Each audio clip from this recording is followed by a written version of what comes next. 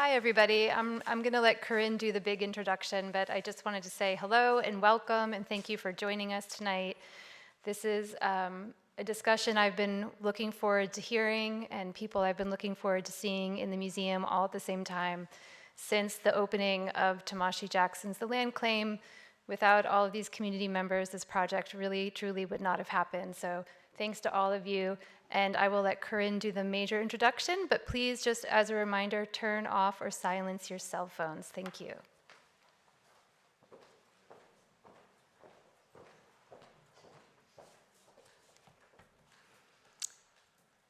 Thank you, Kelly.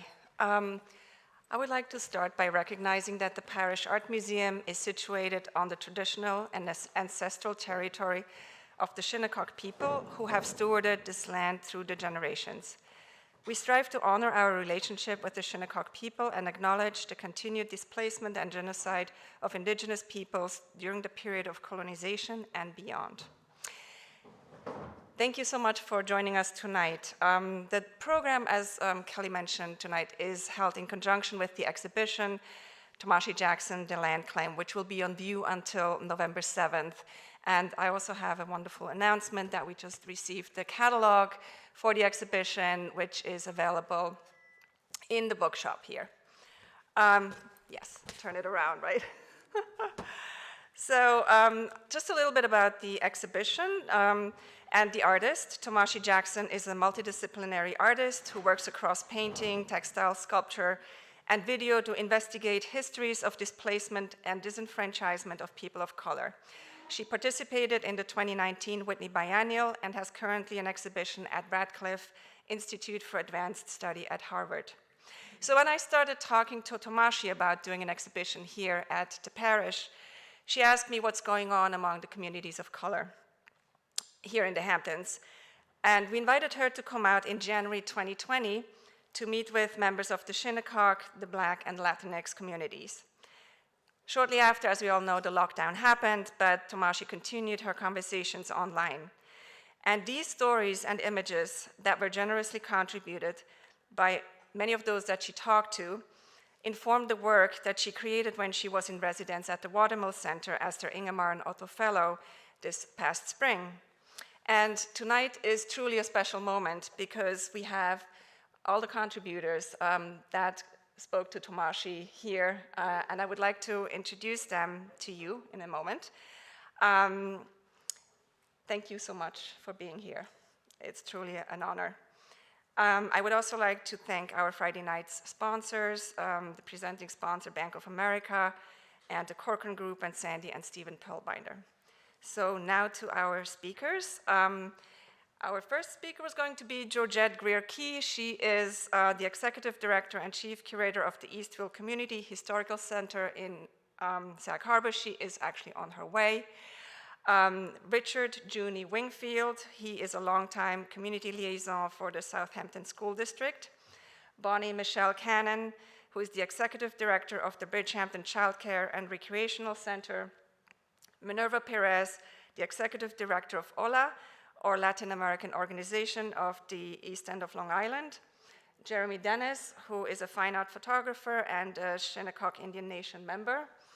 Tila Loretta Trudge, attorney and counselor at law. And Kelly Dennis, who is also an attorney specializing in federal Indian law and who is the secretary of the Shinnecock Council of Trustees. We also want to thank Donna Marie Barnes, who is the curator and archivist for Sylvester Manor Educational Farm in Shelter Island, who unfortunately cannot be with us tonight. And now I would like to introduce Kara Conklin-Wingfield, who is the education director and will tell you more about the program tonight. Thank you so much.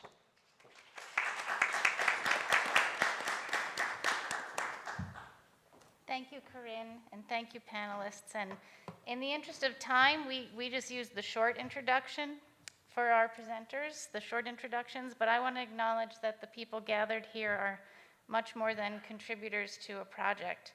They are community leaders and activists who collectively have many decades of work devoted to equity, justice, truth, humanity, and the overall well-being of our community. They operate in the realms of education, community service, public and mental health, law and advocacy, the arts, and historic preservation, just to mention a few areas. And Tomashi Jackson brought them together around her project, The Land Claim, which culminated with the creation of the paintings and the publication. But one thing I know about all the individuals here is that they promote change and transformation in everyone and everything they touch. And after Tomashi Jackson synthesized her research into abstract paintings and the museum presented the material she used in an accompanying study room, some of our contributors said, but wait, your work is not done here. You've accomplished one project, but telling a more complete history is an ongoing process. And we know that a complete history is false history or myth. Here's one example.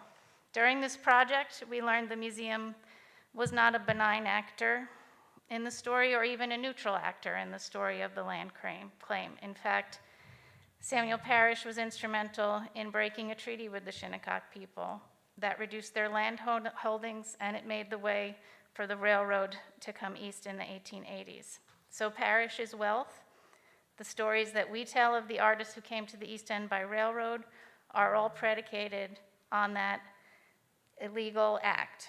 And we've been telling an incomplete history, a myth. So tonight marks a step for the museum in this ongoing work. We ask the contributors to return to share the stories and the context that are not reflected in the physical presentation of the exhibition. And a next step will involve creating an online archive and using the resources of the museum to develop and support documenting a more complete history. I was supposed to move the slides forward, but I didn't. So, Georgette Cree was meant to be our first speaker. And I think we'll move ahead and slot her in. Bonnie, would you like Junie to go first? Sure. Okay, that's up to you. So I'm going to turn it over to Richard Wingfield, which it's, and then we'll go to Bonnie, just because you said you didn't want to go first, right? That's why I'm doing this. I'm honoring Bonnie's request. And this is actually really appropriate because Junie gave the longest interview, and a lot of the themes that Tomashi Jackson pulled together, they started in that interview. So I'll turn it over to you. Junie, make sure you speak into the microphone, and let me know when you want to advance the slides. Okay. I can stand, I'm sure. Well, thank you, Or you Karen. can come here if you want, either one. I'm okay here. Am I okay here? Okay, thank you very much. Of course, this is my lovely wife, Kara Conklin Wingfield, and I just certainly want to recognize her for all the work that she's done, and especially with being able to, sometimes I've always called it being the consciousness, the social consciousness of the Paris Art Museum. Thank you. I'm going to need that. I'm going to need that when I drop it, because I'm known to be able to tell you who made the watch if you ask me what time it is without a mic, okay? So I want to do that. So I do want to say, I want to open with this. In my life, the greatest literary figure that I know is Zora Neale Hurston. And I'm going to speak it just like she said it. I think us here to wonder, myself, to wonder, to ask, and then in wondering about the big things and asking about the big things, you learn about little ones, almost by accident. The more I wonder, the more I love. And I'm hoping that when we leave here tonight, I will leave you wondering, because that's what this whole experience continued to be for me with Tomashi. I wonder, and I constantly have wondered. That's my grandma and my grandpa back there. That's Waverly Washington Wingfield and Beaner Ann Wingfield. Incredibly strong names, I must say. Waverly Washington Wingfield and Beaner Ann Wingfield. Arrived here around 1920. Established the First Baptist Church on Halsey Avenue, the first church in the community. They had 6 daughters, 2 incredibly amazing sons, and these other daughters absent my mother, Mahalia. And these daughters and these women, majestic and proud, constantly made me wonder, how in the world were they able to continue to provide for us and our families, knowing that they would constantly have to make sure we understood that we were not poor, we were just experiencing poverty. And why? Because they taught us that was temporary. My aunties there also taught us that we want to reach for the sun. They knew that we may not reach the sun, but they knew one thing: by constantly reinforcing that for us, we would certainly get off the ground. And get off the ground, we did. But also the ground, this museum right here, which was a farm field. These aunties picked potatoes in this field. And I was wondering sometimes, what was that about, that they would have to pick these potatoes? And right next door, for those who came in, where you see the beautiful vineyard, that was a chicken farm. That was the Malone chicken farm. And so they picked the potatoes. And my Aunt Blanche, who sits right there in the middle, which at that point, she's now blind. Her eyes are really on God, so don't worry, the look isn't just about being blind. It's those aunties right there who farm these fields. And of those aunties, my two on the right are still living. My Aunt Louise has died, my Aunt Blanche has died, my mother has died, my Aunt Alice has died. And they all died of breast cancer, picking potatoes. Charm and challenge, picking potatoes. The farmer needed to what? Kill that golden nematode, better known as the potato bug, get it to market.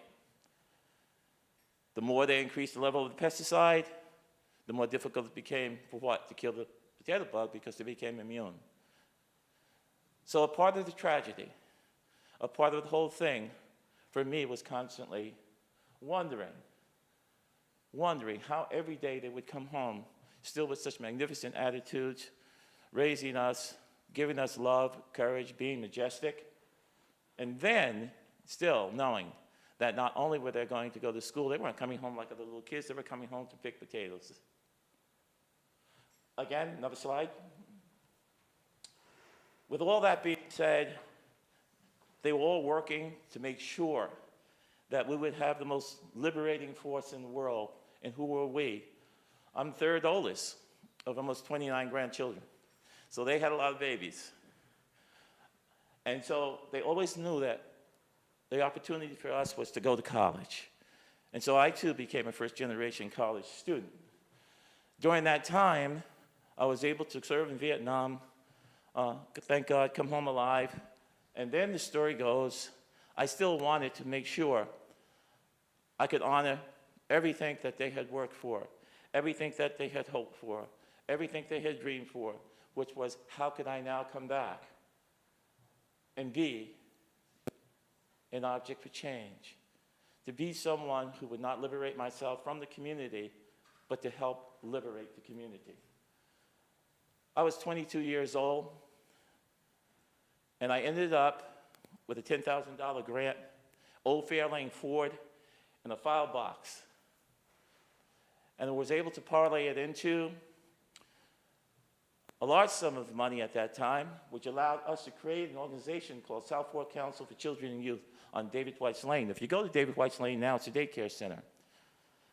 And we still have that property, and I still have a dream, something else that we're talking about for that property. But the real thing was, even in Tomashi's exhibition, you can see that educational access became very, very important for us.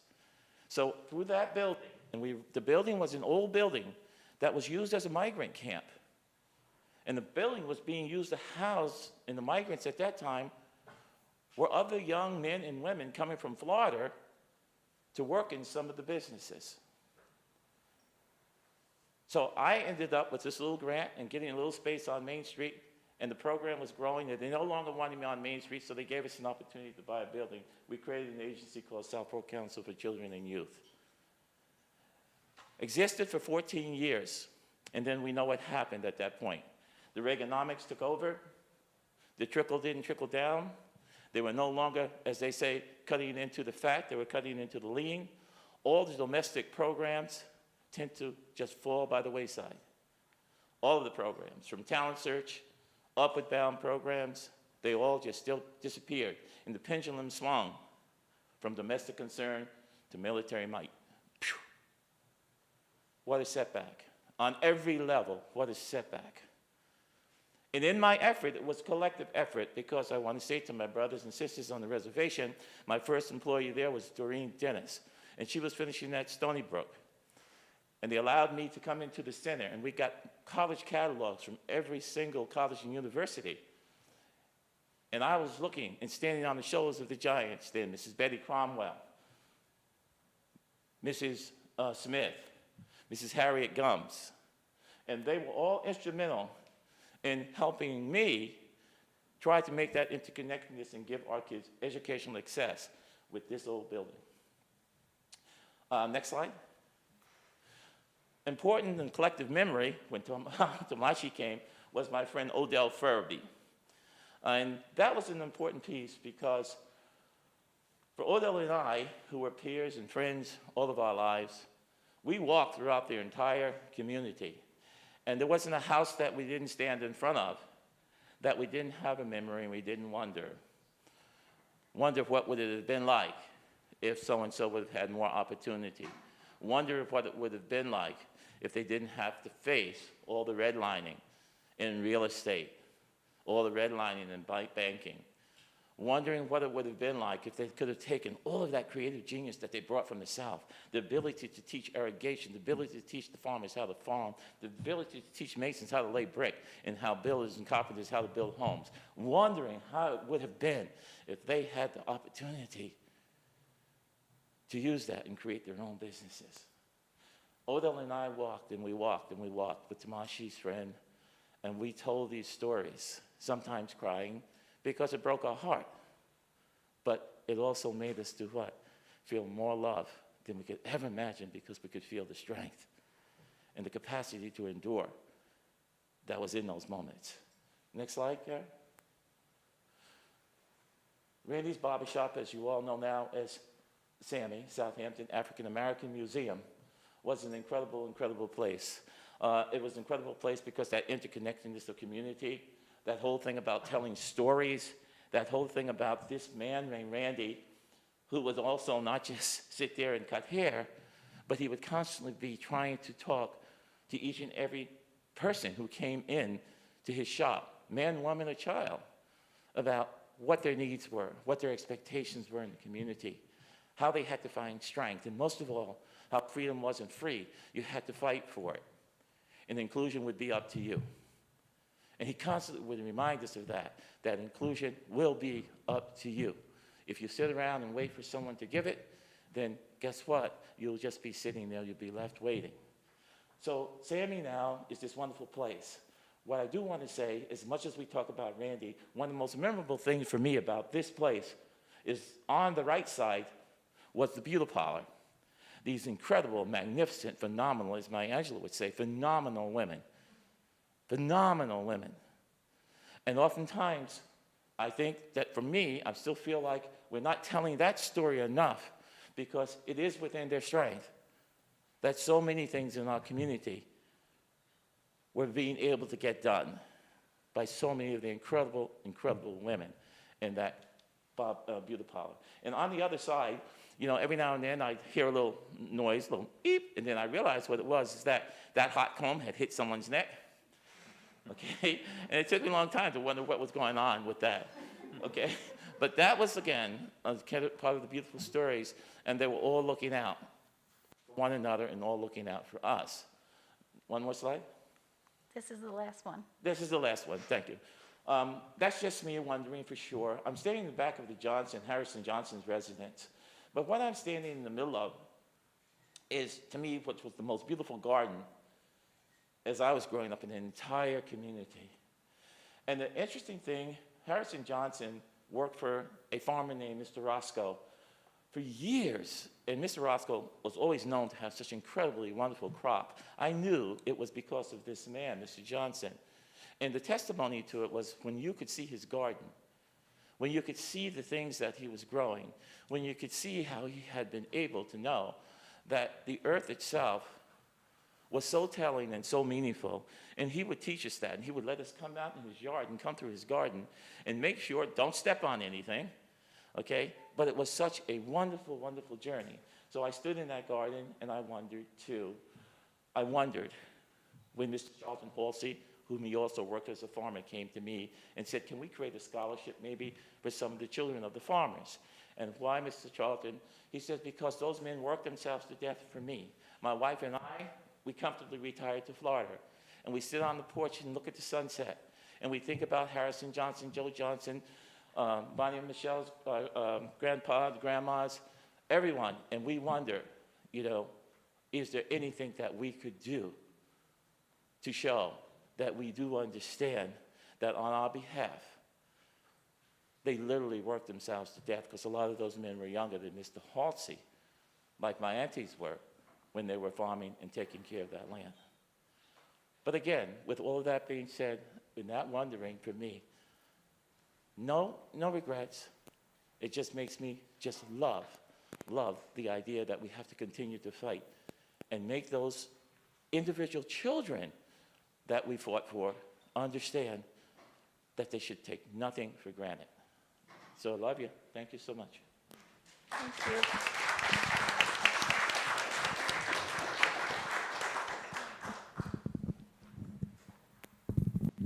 You're going to come.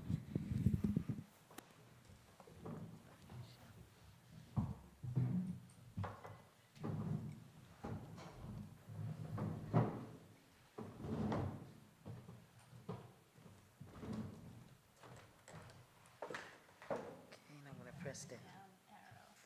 Okay. Can you all hear me? Okay. Well, first of all, I want to thank the Parish Art Museum in Tomashi for this opportunity. And certainly, it was a great experience being a part of the project. For those of you that know that, you know that I'm Bonnie Cannon. I'm the executive director for the Bridgehampton Child Care and the Recreational Center. We have been incorporated as of back in the 1950s. Our mission is that we are a historically Black, community-based organization who serve all Easton marginalized children and families. That's what we've been doing for the past, what would that be? Many years, 50 plus years. The picture, we're going to talk about a lot of things that we have there about the closing the equity gap, workforce training programs, need to teach sustainable tools. We're going to talk about that, but it all folds into the history and a lot of what Richard Junie Wingfield has said. I was born and raised in Southampton. I lived on the Hill as well, graduated from Southampton High School, and was fortunate enough to go off to college because I knew that when I left Southampton that I wanted to go to a historically Black college university. That was very important to me, so I went off to Howard University, and I got my degree there as a management information systems. I went on to be a programmer and an engineer, regional manager for one of the Fortune 100 companies. And you could have never told me that I would ever come back. I said I would never come back again because of the fact that, I just wanted to get away and to learn much more about my culture, which was something that was missing, and I knew that there was more out there. But I wasn't I really didn't understand that part of my journey was that for me to go away and then to have to, it was my assignment to come back to pretty much to instill and to support the community here. So, this is the Bridgehampton Child Care and Recreational Center. This building pretty much has been there probably back in the 1940s, maybe 1930s. And we have been in that building up until last year, doing work out of that building up until last year. We're located on the Sag Harbor Turnpike, and all around us, you have the South Fork Museum, you have the Children's Museum, you have the Town of Southampton's building next door, and you have beautiful, wonderful houses all and down on Montauk Highway on that Sag Harbor Turnpike. And this is the building that we were in for those many years. Out of this building, though, the work that came out of this building is incredible, because you had many educational programs similar to with the programs that Junie spoke about with the South Fork Council. You had educational programs, you had college prep programs, you had VISTA volunteer programs, you had workforce training programs, reading literacy programs. You had so many programs there that was instilled right here in this little building. And this history for the Bridgehampton Child Care Recreational Center, how this came about, was that, as Junie had said, they're migrant workers. Migrant workers would come up from the South and they would work on the farm fields. And one day, there was a couple that went out to work. They left their kids pretty much in a chicken coop. And while they were away, it was either a chicken coop or it was a house, but they left them because they had to go to work. And while they were away, the lantern overturned and the children died. And from that, the community pretty much came together, and there was a house that was donated, and then there actually was a white doctor that pretty much donated 6 acres of land, which we are still on now. And they said that, and there used to be this house and a barn there, and they said that this would forever be a safe place for children. And there you have the Bridgehampton Child Care and Recreational Center.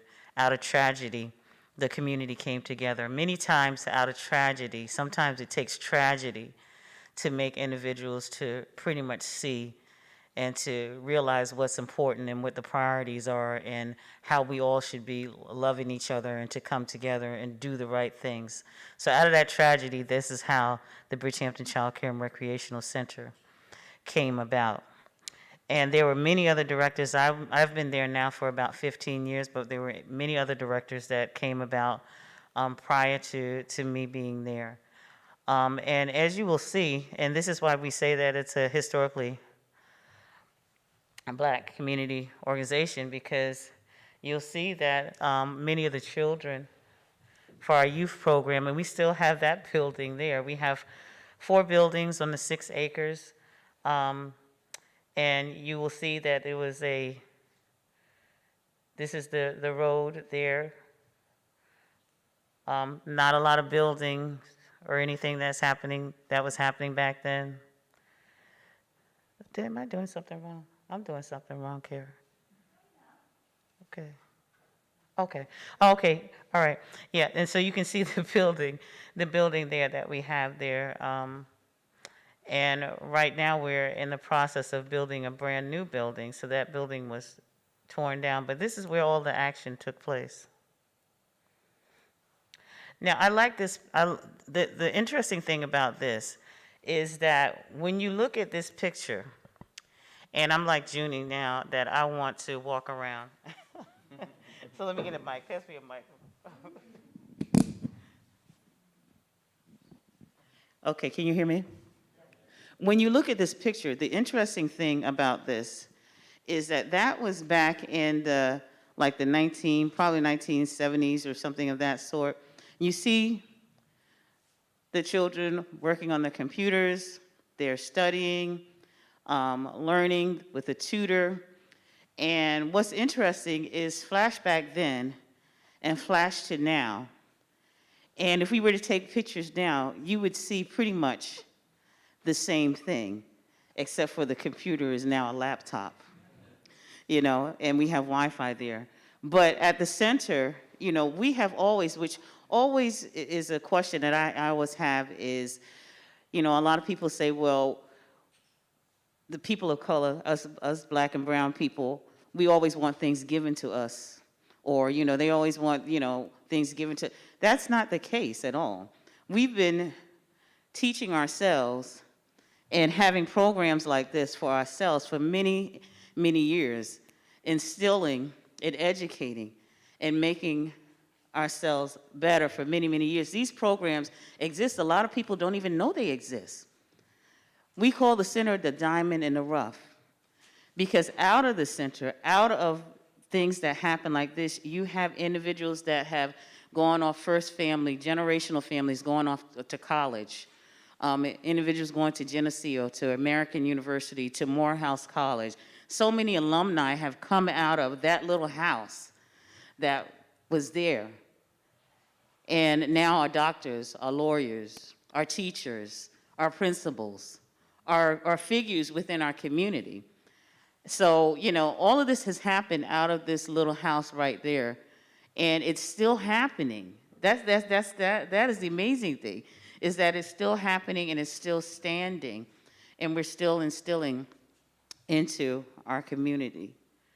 I just want you to look at that, because again, as I said, that was back in the 1970s probably. And now here we are in 2021, and we're still tutoring.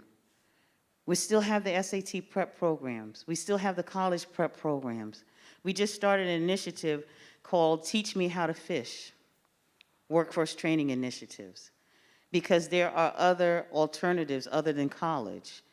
We are teaching our kids how to do to become software engineers through a IT technology software boot camp. I've had one graduate that graduated out of that program. We have 5 more that are coming. The one that graduated, whose parents lived like right down the street there, he has now been placed on a job with LinkedIn as a software engineer developer. So the thing that I like about this is that through grassroots, we are still building our community. You see all of these panelists here, the things that Minerva is going to talk about, the things that the Shinnecock Reservation is going to talk about. All of these are grassroots organizations. And that tells you and that confirms that grassroots organizations make a difference and have been making a difference for many, many years. And we are not only are doing this, but we're telling our history. We're teaching our kids our history, our culture. And also, we're making not just our kids, but the entire community. Because I think that it's special, it's definitely needed to also educate everyone. So a lot of people, they say, oh, well, this is just for the black and brown kids. Or, no, this is for everybody. Because it's important that everyone learns our history, learns our culture, get involved, and that we have something called a Thinking Forward lecture series, basically where we deal with the inequalities of the Hamptons. Right now, there's a meeting taking place at the Center for the Inequities of the Hamptons. These are those types of conversations that happen when you see those little houses that were back then. Those are the type of conversations and things that are happening in those little buildings. So that's basically, you know, I could go on. I really could. I could go on. And these are just some of the pictures of the individuals that were way back then. So what's key here is that when we say it takes more than just one person, it takes a village. part of what we do to be successful is that we have to have seniors involved, everyone, not just the young and, the young adults, but seniors are also a part of this and a part of how we enrich. So we just, we don't push away our seniors because they're rich. Junie, I was just talking the other day regarding, and this is a program that I want to do at the center, because on the Hill, not only did Mr. Johnson have a farm, but everybody had, not a farm, but a garden, but everyone had a garden. That was just a natural thing, to have a garden in your backyard. My grandmother had a garden in her backyard. It was nothing. You just walk out the door. She said, go get me some tomatoes for the salad, or give me some tomatoes, I'm gonna make a tomato pudding. You had to, you go 3 or 4 steps, get the tomatoes, and bring them into her. So it's amazing now. It's wonderful now that we have all of the, the organic gardens and the interest in vegetables and the farms and that, but this was something natural that just happened every day in your backyard. And I still say that, that's something that we can recreate. It's not too late. We can recreate gardens like we used to do. So, this is just showing the seniors. So go to today, and today we still have seniors that are involved in our programs.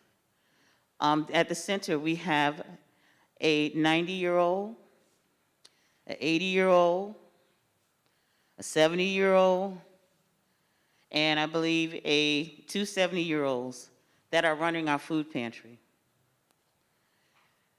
They pretty much are there on the grounds. They're needed there on the grounds because there's wisdom. They have wisdom. And not only are they working in our food pantries, but they talk to the kids. The kids learn how to respect them. That's where we got our respect. A lot of people, when I talk to them, and if they're older or whatever, I automatically just say, Miss Jane, Miss Sue, Miss, because that was instilled, that was a foundation. We learn manners. We learn how to respect our elders. It just comes, and some people say, please don't call me, just call me Larry. And I'm like, I can't help it. I've been doing this for, all my life. You're my elder, so I have to say Miss so-and-so, or Miss at the center. The kids, when they talk to the teachers, is Mr. Robert, or, or whoever, Miss Bonnie. So we teach them manners. We teach them pretty much, all of that comes from at the center. And I think I'm almost finished, because I think, let's see. So here again is the center. This was prior to COVID. And you can see that, from back then, we're still doing the same thing. The lady in there in the turquoise, that's my 90-year-old Miss Mary. I don't see my mom, and she's actually a certified teacher. You see Mr. Robert, Miss Shanae in the back there. The young gentleman in the back with the maroon on, that's Justice Johnson, who is now in the Marines, 2nd lieutenant, I think, and he also has his pilot license. So these are the individuals that come out of that little house there. So I just tend to think that for our history and for us to be successful, you have to have grassroots organizations that are doing this type of work. And you have to look at the history and to recognize the importance of all the work that the grassroots organizations do. And I'm happy to tell you that, I went back. We're finally tearing down that building. And we're building a brand new edifice.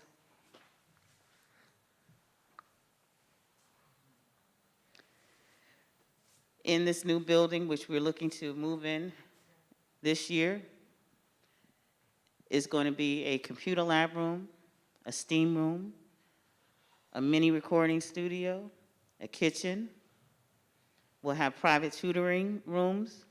It'll be a Wi-Fi campus. and it'll be the adequate resources that we need to really service our kids. If we could do what we did back then in that little house, just imagine what we're going to do moving forward. So I just close up to say, you know, I talked about the center because the center pretty much is very important to me, but I talk about it because that's a part of my life, but it's a part of my life because of the experiences that I experienced growing up, the experiences that I experienced being on the Hill, being able to walk around the Hill and, you know, be safe, knowing everybody there and knowing that basically if I did something wrong, that if my mother wasn't there, you know, Miss Madeline was going to tell my grandmother that something happened, or my grandmother was going to tell that something happened. That's the kind of environment that we lived in. And basically when the street light went off on the Hill, you needed to be home. You know, riding your bike there, growing up in a village where we can walk around and pretty much know not just the black people, the white folks as well. They would know you also. I mean, that's what I grew up in. And that's what pretty much instilled, and then having the opportunity to go away to college, come back, and then to teach and see what I've seen. All of that makes a difference. But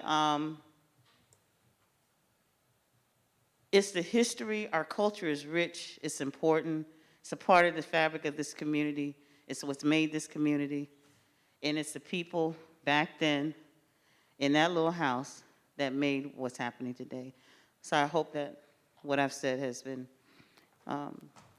somewhat impactful to you. Thank you.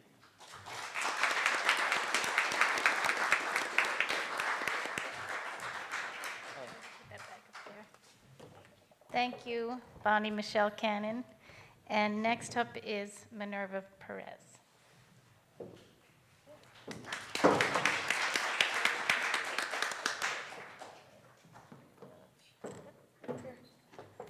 All right, hello everyone. Do I have to come that close? Probably not. I'm going to call up some very special guests in a minute, but first I'm going to go through a few things. So my name is Minerva Perez. I'm the executive director of OLA of Eastern Long Island. We are a Latino-focused nonprofit based on the east end of Long Island, covering all 5 towns, the villages in between, and doing work that basically centers on advocacy, education, and the arts. All 3 of those aspects extremely important to us.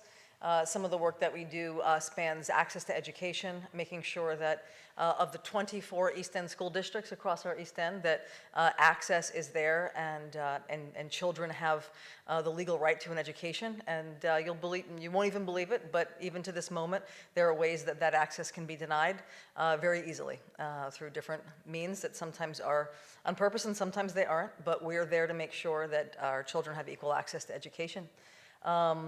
I'm going to go through some of these slides. The other work we do has to do with equity. Also, we're talking a lot about equity and with regard to policies and protocols, with law enforcement, with access to housing. At the current moment, there's a lot of illegal evictions that are happening. People have been harmed and hurt because of COVID. A lot of us have. But there are things in place right now to make sure that we're addressing them, such as this moratorium and just laws that exist to make sure you don't just kick people out because you just feel like kicking them out. But that's happening right now. There are a tremendous amount of very scary things happening there that are affecting families, children, individuals. So we are there basically 24 hours a day. We've got an amazing team. We currently have some focus on mental and emotional health access for adolescents and for everyone through our Project Hope initiative that is a FEMA-funded state initiative. I talk really fast, I'm sorry. Police love that I talk this fast, by the way. So when we do police trainings, they're like, go faster, go faster. I'll take a breath. So we do a lot of work, and we love the work we do. We've got an amazing team. Sandra Dunn, our associate director, is in the audience right there. Sandra, wave so everyone knows you. Amazing. And so I'm going to go through these slides rather quickly, and then I'm going to invite some special guests up, and I'm going to try to keep the time frame here kind of short. But I encourage you to reach out and reach out and find out more about OLA through OLA of Eastern Long Island. and you can always call. You'll see the number there. You can call, talk to me, talk to Sandra. We'd be happy to tell you about what else we're doing and how we're working with the community that even though we are Latino focused, we also are serving the entire East End, and whether that be through the children's needs, through mental and emotional health access, through Chromebooks that we help to provide $1.75 million worth of Chromebooks and Wi-Fi across public schools and other schools in our East End area, and all the way through working with people that we're getting to and from doctor's appointments that have cancer treatments. They're not all Latinos, so we are helping everyone that we possibly can with a pretty, tight group. We've got now 9 or 10 core members of our team and a few more from Project Hope. If that initiative continues through March or beyond, then that makes us at about 22 or so, a staff of about 22. So I'm going to go through these, and let me see, I'm going to start off this way. Okay. This is during a march that we participated in to really speak out against the separation of families that was happening at the border, and still against some of the practices that are happening at our border that aren't correct, such as children not having any kind of representation in front of an immigration judge. That's kind of horrific. And so we have here with us actually the 3 young women that were standing there with me. I've invited them, and they have graciously come here. And the song that they were singing right there, they're going to be performing for you tonight in a few minutes. They were singing that song on one of the hottest days of the year as we went around twice around through Sag Harbor with a lot of people. They were singing their hearts out because they believed in what we were doing, and their parents did as well. So they're going to come up and sing that for you. Some other aspects of the work that we do is calling together our leadership out here and our community members to talk about things like breaking our Constitution. There was a time when honoring an administrative warrant was something that our towns and villages and our police departments were willing to do. They were willing to honor search and seizure without a judicial warrant, simply because Immigration Services, or ICE, was asking them to do so. Simply by being able to do that, you're breaking the trust of a community that needs to have full faith in law enforcement and our municipalities. Trust was broken. We are trying to repair that. At a certain time, our county jail, there was money. There's money attached with who you bring into that jail. Children, women, men. There's dollar signs if you put people in those jails that don't need to be there. And that was happening at a time when people were not committing any kind of crimes, but they were being brought there because ICE was saying, hey, hold this person for 48 hours. Not for some egregious crime, but because they were known to have crossed the border illegally. There are other ways of handling things that don't include putting children in jail. Sorry for the language, but this was scribbled on the door of a family who was being evicted illegally, and there were all kinds of fear tactics used against this family, who also happened to be a family member, a young boy with cerebral palsy in that family. That didn't stop people from writing that on the door. We were there to bring in legal support and deal with the landlords and deal with the whole situation. This is a gentleman who was attacked in a bias attack in Hampton Bays. He was walking home from a party that was a 6 p.m. party. It was a family party barbecue. And people jumped out of a van and jumped him and beat the heck out of him, saying horrible things that I'm not going to say in front of these kids, even though they just read that other thing. But really frightening. But luckily, in that particular case, law enforcement immediately saw that as a hate crime, which is great. We didn't even have to fight about that. They knew that was a hate crime, and this man has gotten some help that he needed. This is a picture that was done by Eric Fischel, an artist who has been supportive of Ola. He painted this also as a result of learning all of the horrors that were happening at the border. And this is a print that he's actually given Ola. We had about 100 prints. I think we've sold about 20 of them, but they are available.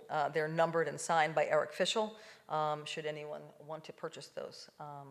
But it's kind of support like that helps us move forward. Our funding is essentially all donors and some foundations, and we are a thoroughly and completely independent organization, which is important because sometimes people get support from us and they're nervous because we have to go into some of the ugly areas of gaps that people fall through, and it's important that they know that we're there and we are fully and totally independent.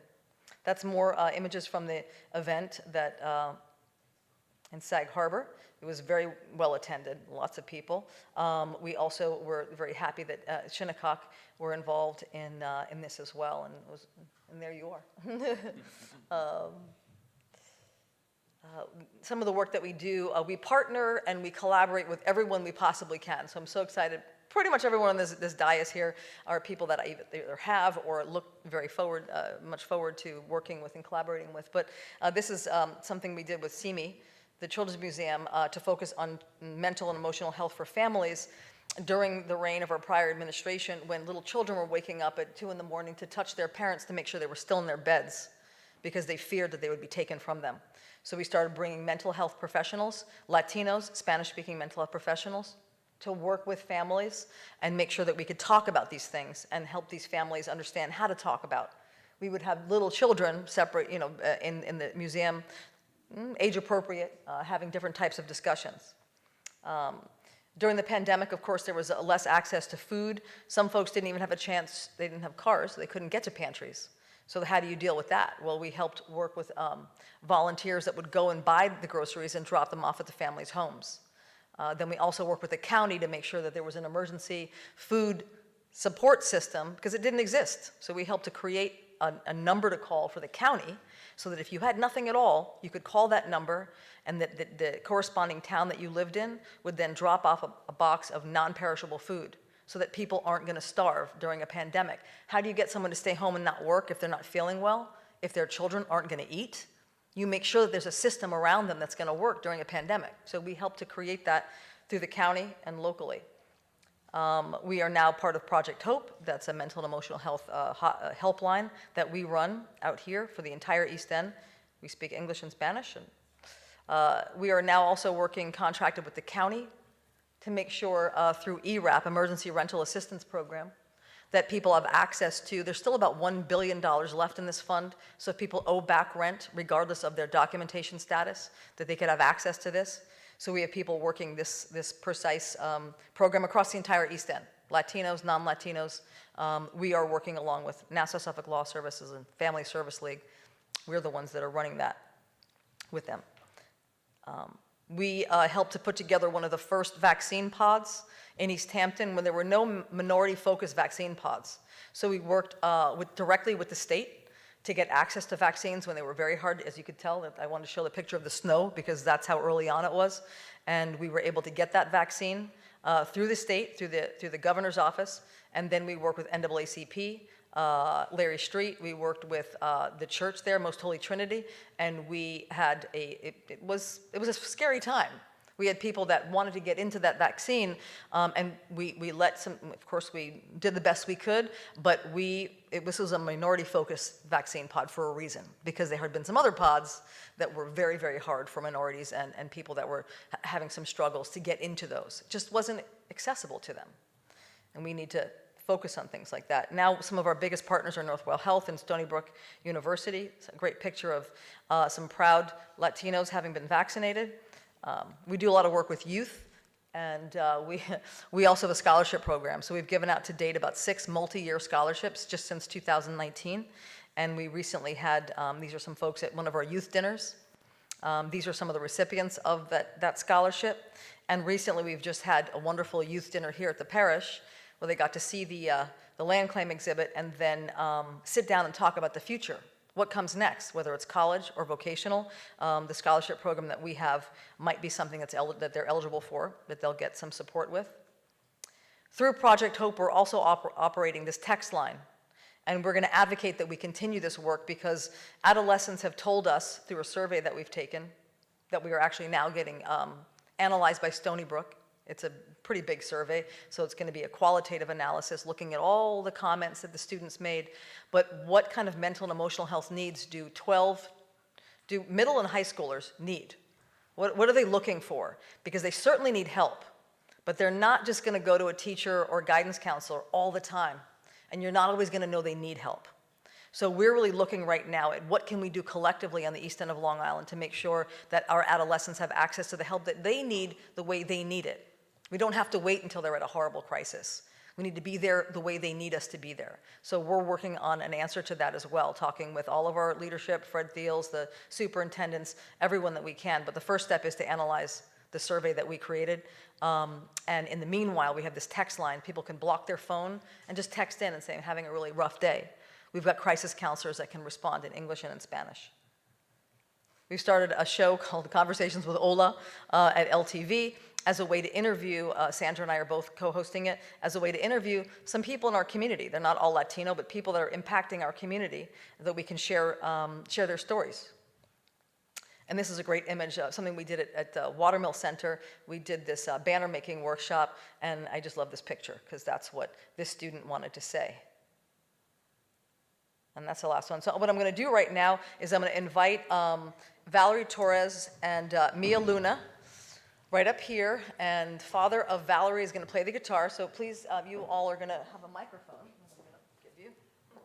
You guys can stand. You're both going to stand here, please, right in front there. Okay. And if you don't mind sitting or standing, whatever you'd like to do. And so Mia and Valerie are going to sing the song that they sang that day that we marched in the heat. And they sang so strong with such love. And I'm going to put this right here. Righty. And can you tell us the name of the song? Jesucristo basta. Say it one time. Jesucristo basta. Okay. Are you comfortable to sing to the mic at this level? Yeah. Is that good? Okay. In English, what is it? Jesus stop. Say it again. Jesus is enough. Jesus is enough. Okay. So this is a song that was being sung. You guys can stand a little closer. Don't be shy. And remember that day, you barely had anything that you were saying into. You were just singing your lungs out. So this is a wonderful audience. They're really going to look forward to hearing you. And as they're singing, I'm just going to scroll back over the images so you can have a little bit of that to look at. And I'm just going to leave you with one thought, and the thought is belonging. Does the land belong to us, or do we belong to the land? What is our responsibility to this land?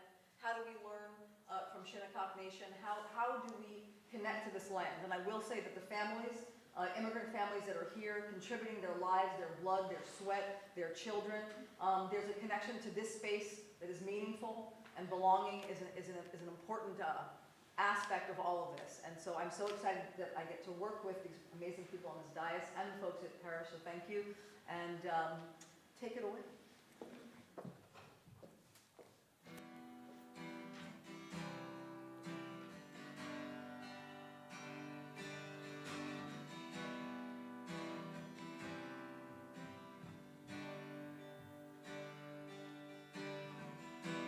Nuestros corazones insaciables son hasta que conocen a su Salvador.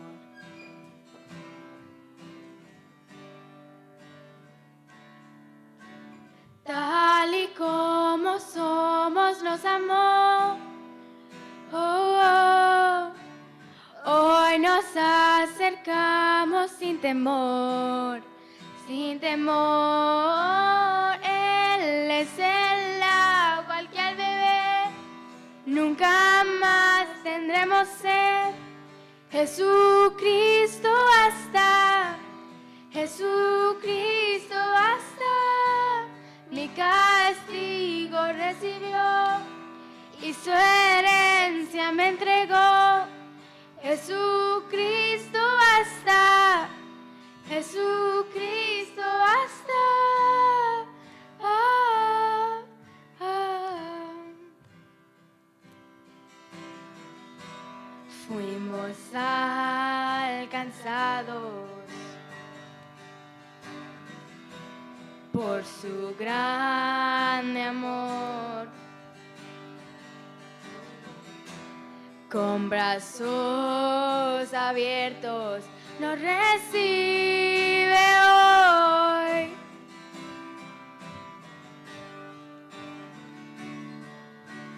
Tal y como somos nos amó, hoy nos acercamos sin temor, tal y como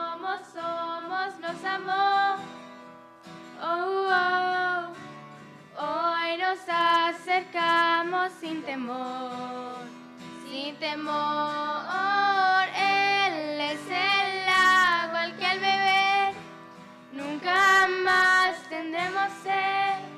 Jesucristo basta, Jesucristo basta. Mi castigo recibió y su herencia me entregó. Jesucristo basta, Jesucristo basta. Ah, ah. Ahora hay un futuro y esperanza fiel. En su amor confiamos, hay descanso en él. Thank you. Thank you so much.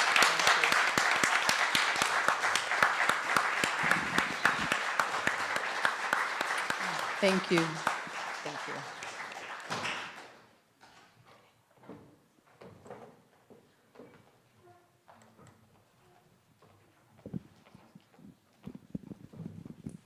Thank you, Minerva, and our guest singers and performers. Right, now I'm going to welcome up to the podium Jeremy Dennis. There you go. You're there. There we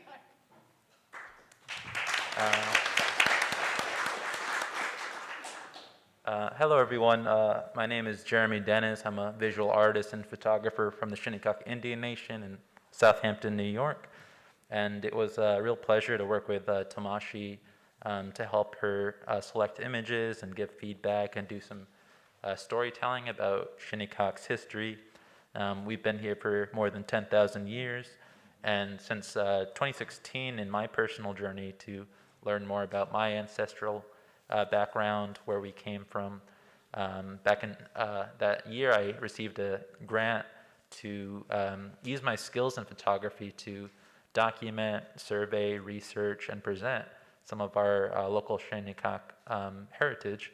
And since that time, I've been working with different professionals, and I thought it was so fitting that in collaboration with the parish and Tomashi Jackson, that we put together some of that history, present it to the public in an artistic format. And so I thought I would address some of the text in this illustration by Martha. On the top right, it starts with signing away land. Southampton manipulated leaders into stealing that land. And if you just enter into Google 1859 Shinnecock, I'm happy to say that the project that I've started in 2016 will be the first result to help you educate just some of that history of how Shinnecock lost huge swaths of land.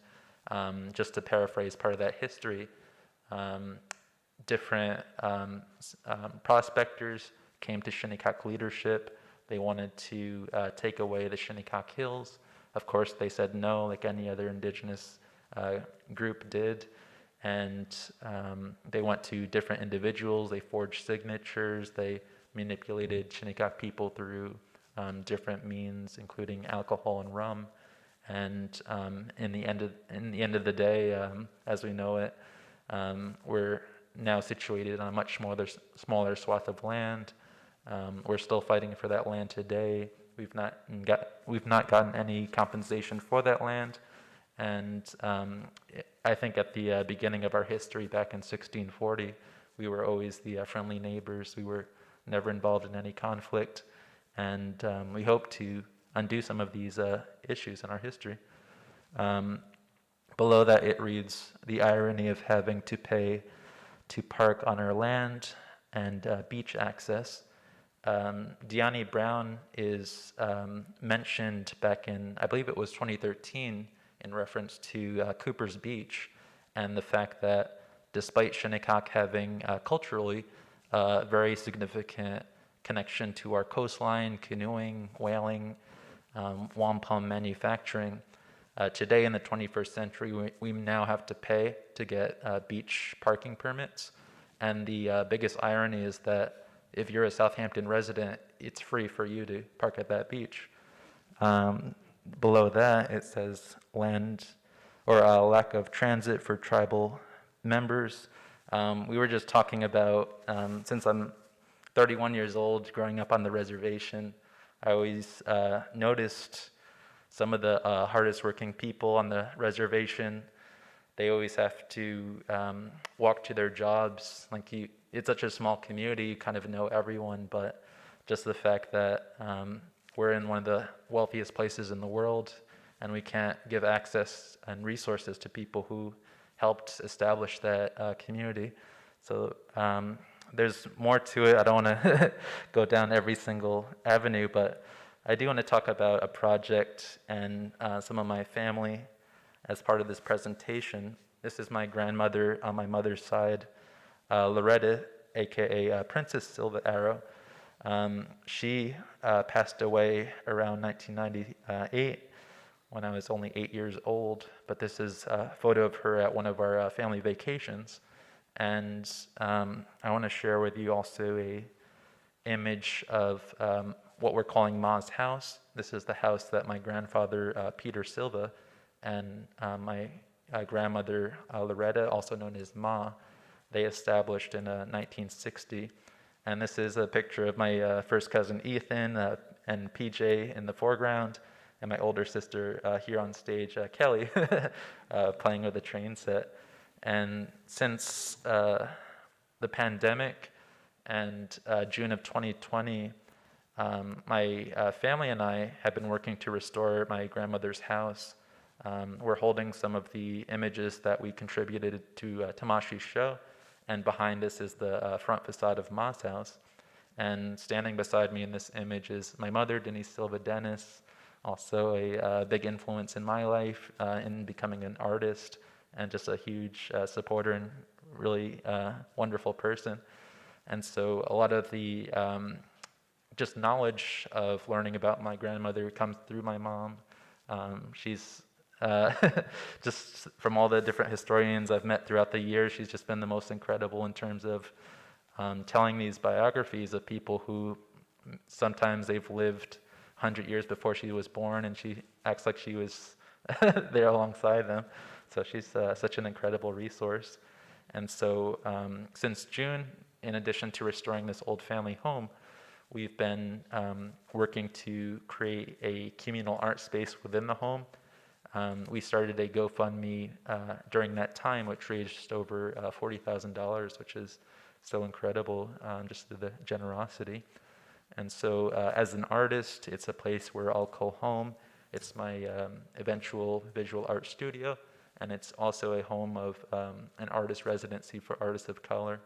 And so just in the spirit of my ancestry, the spirit of art, we're trying to bring together different individuals and community of color to just come together for the reason of art, storytelling, and history.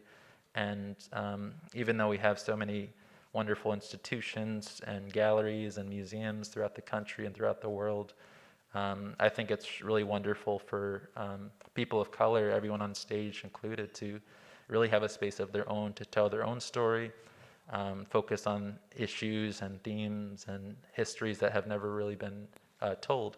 And so this is what we're hoping to accomplish at Ma's house.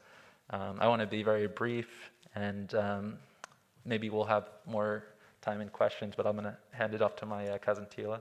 Thank you.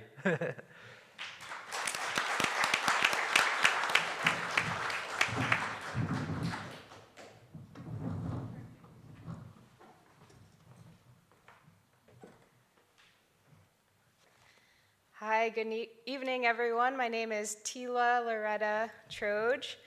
I'm a member of the Shinnecock Nation, and I am also an attorney, and I had the great honor of working very closely with Tomashi in her studio as she put together the amazing, incredible master artworks that you see in her exhibit displayed here at the parish. And what I love most about Tomashi's work is that she's research-driven. Tomashi spent over a year researching and collecting stories and collecting images before she even started to assemble her amazing artwork. And so her exhibit is called The Land Claim. And she got the name after speaking to my cousin, Kelly Dennis, who told her about the land claim, which to us is just something we always talk about, the land claim, the land claim, the land claim. And Kelly and I are both attorneys.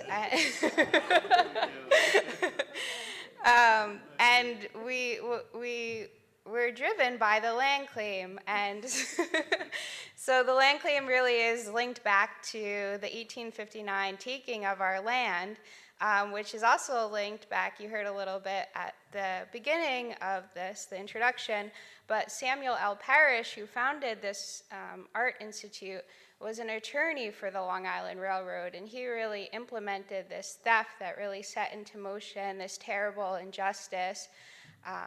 You know, we could say that it was set into motion hundreds of years before with the doctrine of discovery, which was a religious papal doctrine that said that people with darker skin, black, brown skin, weren't human enough to own land, and therefore white European colonists and settlers were entitled to take the land from them. And so that became indoctrinated into American jurisprudence. And so one of the things that I think is so fascinating is that when you start law school, no matter what law school you go to, anywhere in the country, you start by learning property law. And the first case that every single student learns when they open up their property law textbook is it's a case called Pearson versus Post. And it's about two families from Southampton, the Pearsons and the Posts, and they're hunting on a hunting expedition through what they call the wasteland, which is probably Cooper's Beach. They considered the beach as the wasteland, a horrible, horrible place that no one would ever want to go, and something that Shinnecock Nation treasured immensely. We've survived at least 13,000 years from the bounty of the sea, and it's something that is so valuable to us and to our existence as whalers and wampum makers, but that something was just so, not valued at all by the colonists. As Jeremy mentioned, now we have to pay a lot of money to even visit, which is just wrong.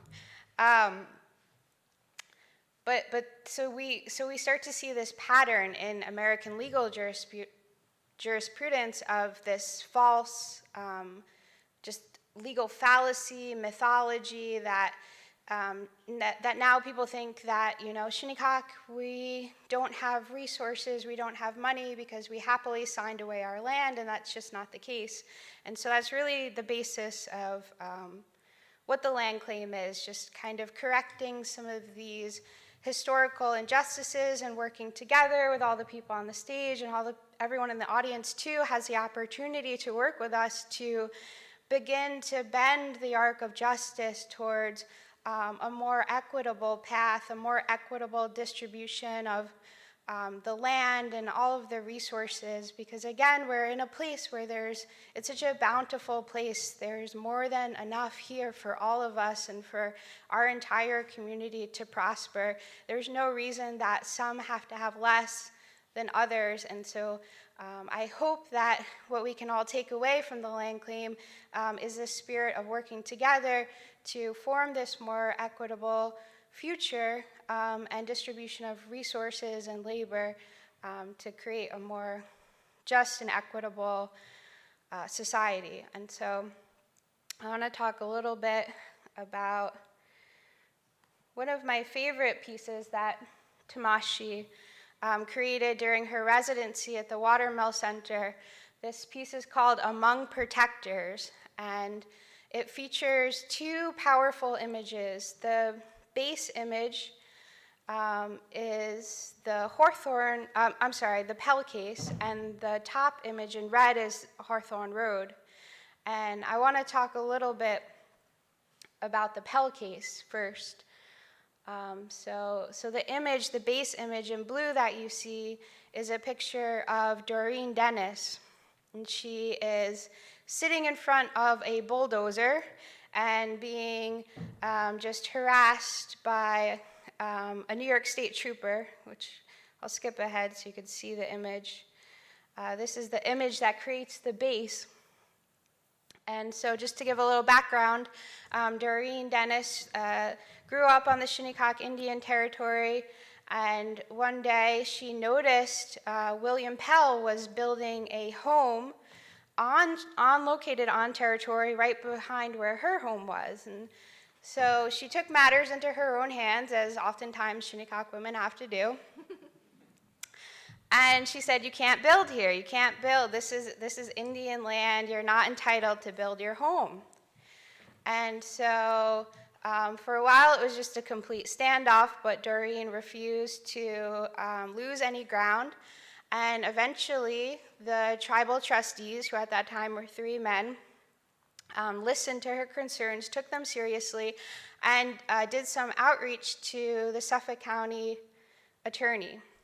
And so the Suffolk County attorney looked through the New York State Indian law and found that there was a provision to eject trespassers. And so it had never been done. And this case it started in 1997. So in the 1990s, you started to see a lot of land claims from other tribes in New York start to go through the Second Circuit, which is a federal appellate circuit. And so the Second Circuit is known as a place where Indian land claims go to die. It's not good. You do not want your land claim going through the Second Circuit, and that's still true to this day. And so there's a case called Sherrill, which basically the United States Supreme Court, it was written by Justice Ginsburg, and she had declared in Sherrill that it was too disruptive for Native people to bring claims because it disrupted the settled expectation of neighbors who had, colonized for hundreds of years and lived on this stolen land. And so that case made it so discouraging for any tribe to, even think about bringing a land claim. But Shinnecock, we moved ahead with the assistance of the district attorney, and we got a real estate expert. His name was Edward Bracken, and he was an expert in something called real estate titles. And he had the ability to basically trace titles back, they say back to the Indians, back to the Aboriginal source of land titles. And so he was able to successfully craft an argument showing exactly why this land did not belong to William Pell. He traced it back to the 1859 taking from New York State that Jeremy spoke about a little bit earlier. And Shinnecock Nation prevailed despite Sherrill. So it was actually a miracle. But it was because of one Shinnecock woman who refused to let this happen, to let these bulldozers come in where they weren't supposed to. And so this was the last, successful land claim in New York State on the entire eastern seaboard, where the Second Circuit has jurisdiction. And so it's a really powerful image. And I'll just go back. And so you can see that's the base of Among Protectors. Also, you'll see in the center of the image it's a square, and it's made of wampum dust from Shane Weeks, just spending hours and hours and hours reviving our traditional practice of making wampum into jewelry and beads. And they have an amazing workshop, and they tell each other stories and legends and just really carry on our culture. So that's the heart of this image. And so the top layer is called Hawthorne Road. And so Hawthorne Road is significant to us because in 2019, a real estate developer was developing a home. There's not too much land, I'm sure everyone knows. There's not too much land left to develop. But there are a couple of vacant parcels in the Shinnecock Hills, which is again the land that was taken from us in 1859. And we have spent many generations advocating against the development, the overdevelopment. It's an extraordinarily sensitive ecological area, but it's also the burial area of our ancestors and our leaders. And so this specific area on Hawthorne Road is right outside of a particularly sacred area called Sugarloaf. It has a designation of being a critical environmental area because it is a known burial area. And so unfortunately, despite many decades of advocacy, we were only able to get so much land designated as this critical environmental area that has restrictions on building and development. Where this is right outside of it. And to our horror one day, I think it was actually my Aunt Denise called me, and she said, "You got to get out here right away." And so I drove over there, and it was one of the worst days ever. By that point, the homicide department was called, and they had discovered the skull through the construction. And we were all there, and we were asking them, please don't disturb our ancestor, please just stop what you're doing. But they wouldn't listen to any of no matter what we did, they wouldn't listen. And so we had to stand there and watch while our ancestor was taken out of the ground. Later, Jeremy was able to identify an object that was with the remains as a type of vessel that was typically buried with our leadership. And so we knew that this was the burial site of one of our leaders from the 1700s. And so, we knew this right away just because of stories that had been passed down to us and what we were told and what our elders had taught us. And so despite this, we were told that this was not our ancestor, that this was not a sacred burial, that this was an MS-13 murder site. And so our ancestor was taken from us. Again, we pleaded with them, please don't. And so they confiscated it and did this entire horrible investigation, which ultimately they determined that this was a person of Native American descent. And finally, we were able to do rematriation and reburial through a partnership with the Peconic Land Trust. We worked really closely with them to raise money. And so again, Shinnecock Nation, we've had a lot of our land and resources and labor stolen from us for hundreds of years.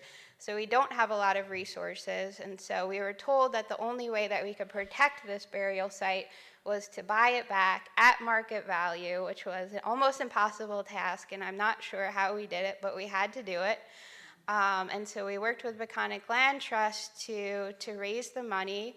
And we worked with the town of Southampton to use the Community Preservation Fund, which is it's fueled by a 3% real estate transfer tax on every transaction that happens in each of the 5 East End towns. It's public money, and it's meant to preserve sites of cultural importance. And so unfortunately, it's very difficult and takes a lot of lobbying and advocacy for the town of Southampton to use it to preserve what little is left of the Shinnecock Hills, but it's something that we attempt to do on a daily basis, just to remind the town of Southampton this is the right thing to do. We have to work together. We have to protect this land, preserve it, and purchase it as quickly as possible. I think with COVID-19 and the mass exodus of people that moved out here from New York City, we saw the population of the Shinnecock Hills increased by 38%, which is higher than any other area in the town of Southampton. And we also have seen, as a result of that population increase, just this horrible impact on our water quality because there's a complete lack of septic systems. And so we just can't sustain the population increase. Again, it's an extraordinarily sensitive ecological area. But through this partnership and through the work that we did to preserve this site at Hawthorne Road, recently we were able to do it again with the town of Southampton and the Peconic Land Trust and preserve probably like the heart of Shinnecock Hills and the heart of Sugarloaf, the critical environmental area, and we recently just closed and made an acquisition of the most sacred, highest area. Kelly can talk about it a little more about our burial practices. But so we continue this partnership, and so if anyone here is interested in helping us, we started a fund with the Peconic Land Trust. It's called the Shinnecock Land Acquisition and Stewardship Fund. We started it a couple of months ago. To date, we have raised almost $70,000, which is amazing, but we still have a lot of more funds to raise, and so if you would like to make a contribution to that or learn more about that, you can visit the Peconic Land Trust. But those, again, these two images form this incredible piece called Among Protectors, Hawthorne Road and the Pell Case. And so it was really just an honor being in Tomashi's studio and her having these images that she had so carefully collected. And she would say, Tila, would you tell me about these images? And so I would tell her about them as she painted these works. And as you can see, the result is absolutely beautiful, incredible, and she really captures what happened here so beautifully. And we're just so appreciative of Tomashi for coming and giving Shinnecock this platform and doing the research and sharing the stories that you have heard tonight. And so, again, I just thank you for being a part of it, and I'm going to turn it over to Kelly, who's going to close us out.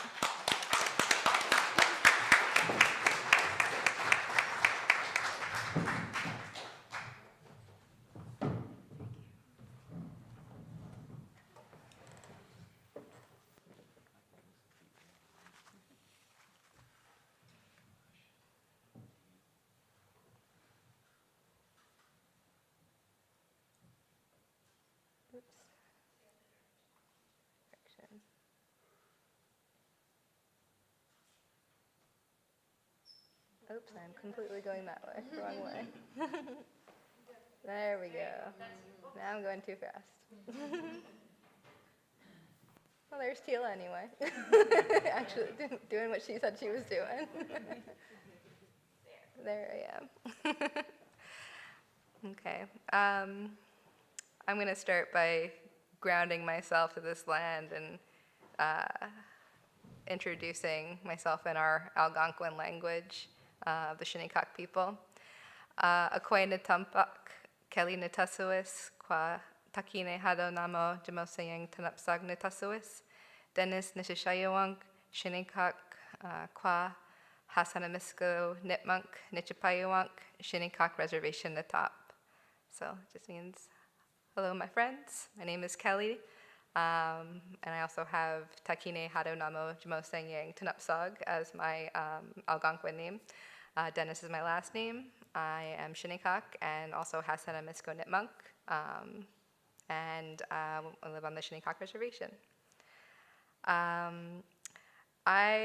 have so much enjoyed listening to this panel, and I find so many different connections between everything that has already been said.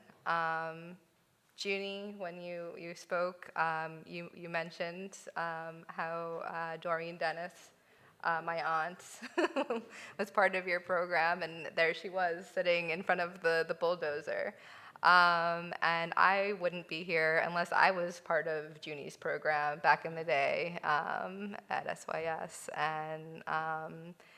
And there's so many different Shinnecock kids who continue to participate in Bonnie Cannons, and also Shinnecock of all ages who go and participate in Minerva's activities, and Ola, and all the great things that are happening in our community. And so, yeah, it's just a really wonderful feeling that, you know, Tomashi somehow was able to come and just to see the magic that's happening here, because it really is.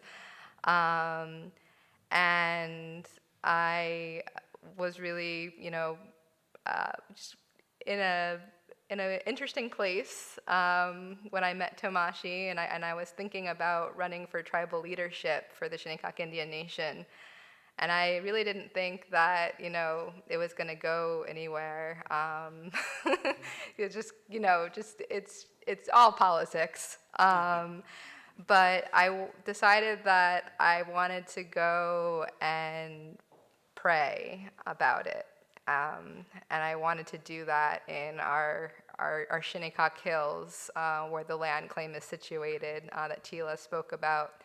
And so I went to Sugarloaf, which is really, I think they've captured part of my experience going there when they did the sketch and in the writing here.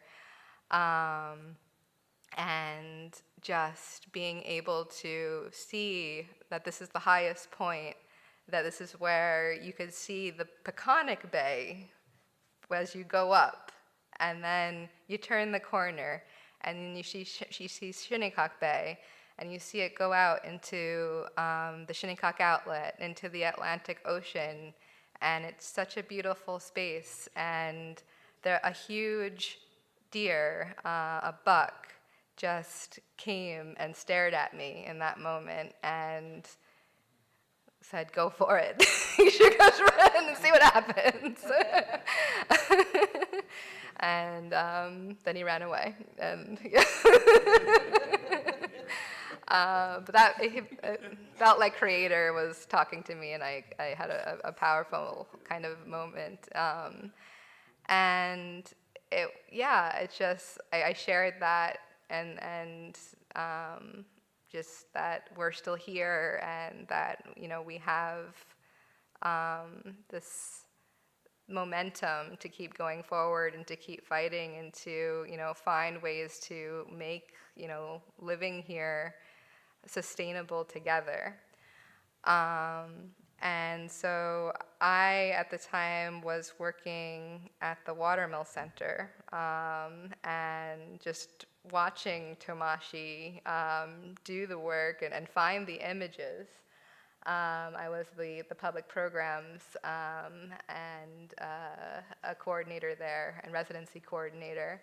And this piece that my brother Jeremy brought up before at the basement at Ma's house, our playroom, is, you know, my cousins and I playing with this train set. And I don't know, there was some kind of connection that Tomashi saw there. And this piece is called of Airs, I believe. And it just kind of made me think about our whole history with the land claim too, and the railroad coming through.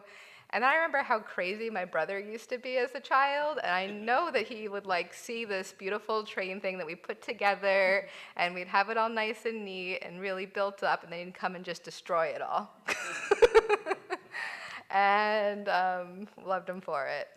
And so it's just, you know, there's all kinds of layers and symbolism in what Tomashi has really been able to put together here. And just speaking with her first about, you know, what she did at Harvard at the Radcliffe Institute with Brown versus the Board of Education and those pieces, I was like, well, I got to tell you about our land claim, because that is another really interesting legal history there and legal fight that I think that, you know, based on just everyone who lives out here has been touched. And we also had that Conscience Point movie that came out, and so there was just so much, you know, that I felt like Tomashi could really kind of understand about living in the Hamptons among the 1%, and, you know, how it's a struggle to remain here, and yet amongst the ridiculous wealth, and yet here we are, just trying to figure that out. And I think that she really does that beautifully through her work. So again, this is Tila and her friend Nia, who came and helped her out, and in this really beautiful space at the Watermill Center. And just like the process of watching Tomashi do the work, and how she really had to have like an all-day discussion at least about each one of them, and you couldn't stop talking to her about all the pieces and the layers and where they should go. And this piece, I wish we also put up the original image, but it is hanging in the gallery, is the Shinnecock children, kind of like the piece that Minerva showed before. I saw a couple of Shinnecock people in there too, little kids. And in the original piece, you can see my brother kind of upset and running away because it was a hot day. But they had us all out in our regalia. And so, but it's definitely one of these iconic images of Shinnecock youth. And it's really beautiful how she uses this image in a way to kind of hyperimpose us on the land, that we're still here. And I also wanted to go back one piece here real quick. I meant to mention this, and Tila did on our tour with the Shinnecock Youth Group, which is now the Boys and Girls, Shinnecock Boys and Girls Club. She, and Junie also spoke about this earlier, about the potato fields. And as a base, Tomashi uses these potato bags, these burlap potato bags. And just speaking with Tomashi about, what happened to our land at Shinnecock, and how our ancestors were able to get by was to lease out our land to farmers who would grow potatoes in the fields, and we would work the fields, and how they would spray the temic, and how that would basically poison all of us. And how it's still like a very big concern on our reservation lands about, how the soil is there and how it might be affecting us today.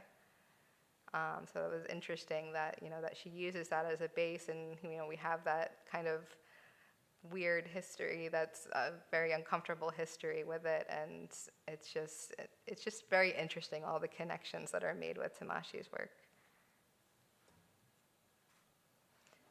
So this is us again at doing with the Shinnecock Youth Clubhouse, Boys and Girls Club, and we're in front of the Three Sisters piece, which in the middle there, behind my mom, the ribbon skirt, there's a picture of her, our grandmother Ma Loretta, which is Jeremy's spoke about. She spoke about her earlier, and he's also our cousin Tila's grandmother too.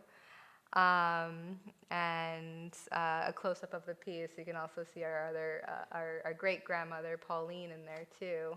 Another picture that was taken at the bottom of Ma's house in the basement, probably during like a Christmas or something. And my little brother is down in the corner, you can't really see, but we're between my cousin Dan and her son Hunter. And if you see the real piece out there, the original, it's a pretty cool layering of that and how it's done, and the story of harvest and how we were able to really grow with the Three Sisters symbolism of corn, beans, and squash, and what that meant to cultivate the land. And really it was interesting. I spoke to John Strong about this, and how women really were the knowledge holders of the land. As the men were out whaling, the women were actually the ones kind of negotiating the deals because they knew where all the good and fertile land was, and they wanted to be able to hold on to it. And so it's interesting how this kind of emanates through in this piece, the three sisters.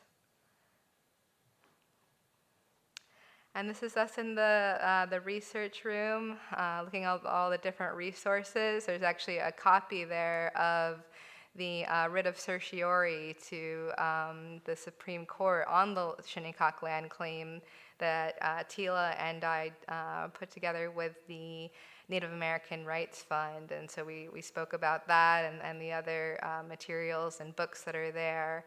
And different connections and pictures, and we were able to add some pieces to the wall as well, which was pretty fun. It was a big zoom up on me. And it was also fun to kind of do this tie to all of Long Island with not just our ties to the land, but the water, with my mom and the retreat. Denise Silva Dennis had a really nice gathering of youth and just being able to share about how we are all protectors of this land and this water. Nipi meaning water, Nipi is life, water is life, and Sewanhaki is the name for, Algonquin name for Long Island. And it was great that in addition to, we kind of added this as another piece to Tomashi's really fun activity about, who are we to this land and what is our ancestors' connection to this land and who is the matriarch in your family that you look up to, and what is your relationship with labor and your history with labor in your family, and just thinking about these concepts as like a family kind of engagement and activity. I think after experiencing the exhibit it's really kind of a groundbreaking way of this archivist artistic melding that Tomashi does with her work, and it really, I think, helped all of us, and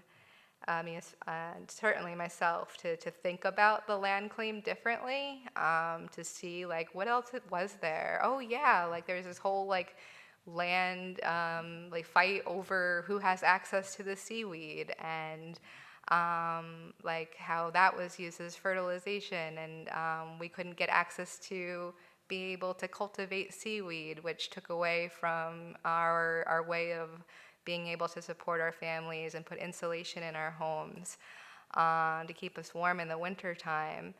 And just all different kinds of really interesting concepts I've never thought about until Tomashi kind of just kind of switched my brain in the way that she brought art into this. And this is the last image I have of me next to that kind of layer that she has with the three sisters, and she's just like, oh, let me get a picture of you and your mom and your brother next to your piece. And also my aunt, also on the right, Aunt Doreen, and my cousins, PJ and Ethan, and that kind of just amazing process that she went through in order to be able to have what you'll experience if you have not yet out there. And we're just really grateful again for Tomashi Jackson and everything that came out of this amazing exhibit. So thank you. Tabutne.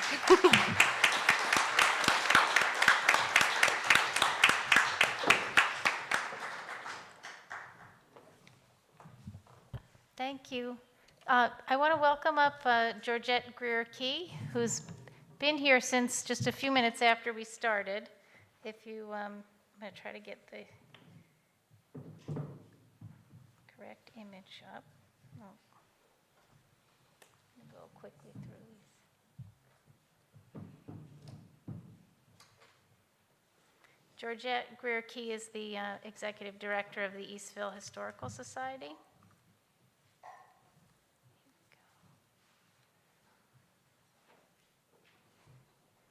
There we go. Okay. Thank you. All right, a lot of tough acts to follow.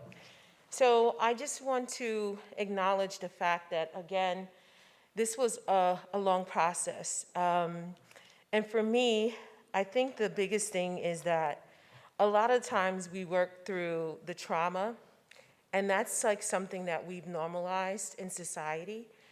And the biggest part of what we have been able to talk about, and I think it's in my little cube here, sea, land, and water. But what does this have to do with Eastville, which is a historical society, and we have found it specifically for preservation? And I'd like to acknowledge, of course, that I have my board president, Robin Brown, here, and also Deacon Brown is also a trustee here, so just a shout out to my board members. But for us at Eastville, it is about preservation. Preservation in the built environment and being here. And so that has a lot to do with the built environment and how we exist. It's nice for us to have images. But to me, life imitates art, art imitates life. But in the fact that it is someone's real life, something that really happened. And for African Americans, a lot of times it is not complete, it is incomplete, it is non-existent, and it doesn't matter to a lot of people, or we have normalized it. This weekend, I don't know if you caught the documentary that was on, and it talked about the Civil War and plantations, and how, as a society, we have normalized these things. We have weddings on plantations, but if it's other places of trauma, we don't visit those places and normalize them. So from a place where there was slavery, that is not acknowledged. So we go from a place of that pain and we just keep moving forward. We have one of the first plantations in the Northeast here in Suffolk County. And we don't talk about that, as well as all of the other things that we have already talked about tonight. So it's important for us to talk about that in the history, and not just have images of it, and thinking about the land. So for us at Eastville, we are a place that talks about our community, that represents not only just the formerly enslaved Africans, but also the free persons of color that lived there, that migrated there from places like Sylvester Manor, that also came from the Great Migration from places like Virginia, from North Carolina, and from South Carolina, but also our indigenous population, both Shinnecock and Montauk, who are here and represented tonight, also European ancestry. So we have people that are European immigrants that settled in Eastville, that work together, that worship together, and that were interred together in our cemetery, which we are still stewards over. And so in talking about these nucleuses of families that were created together, that's what we contributed to this project. I too have appreciated Tomashi's inept ability to do research. I talked to her almost 2 years about this project.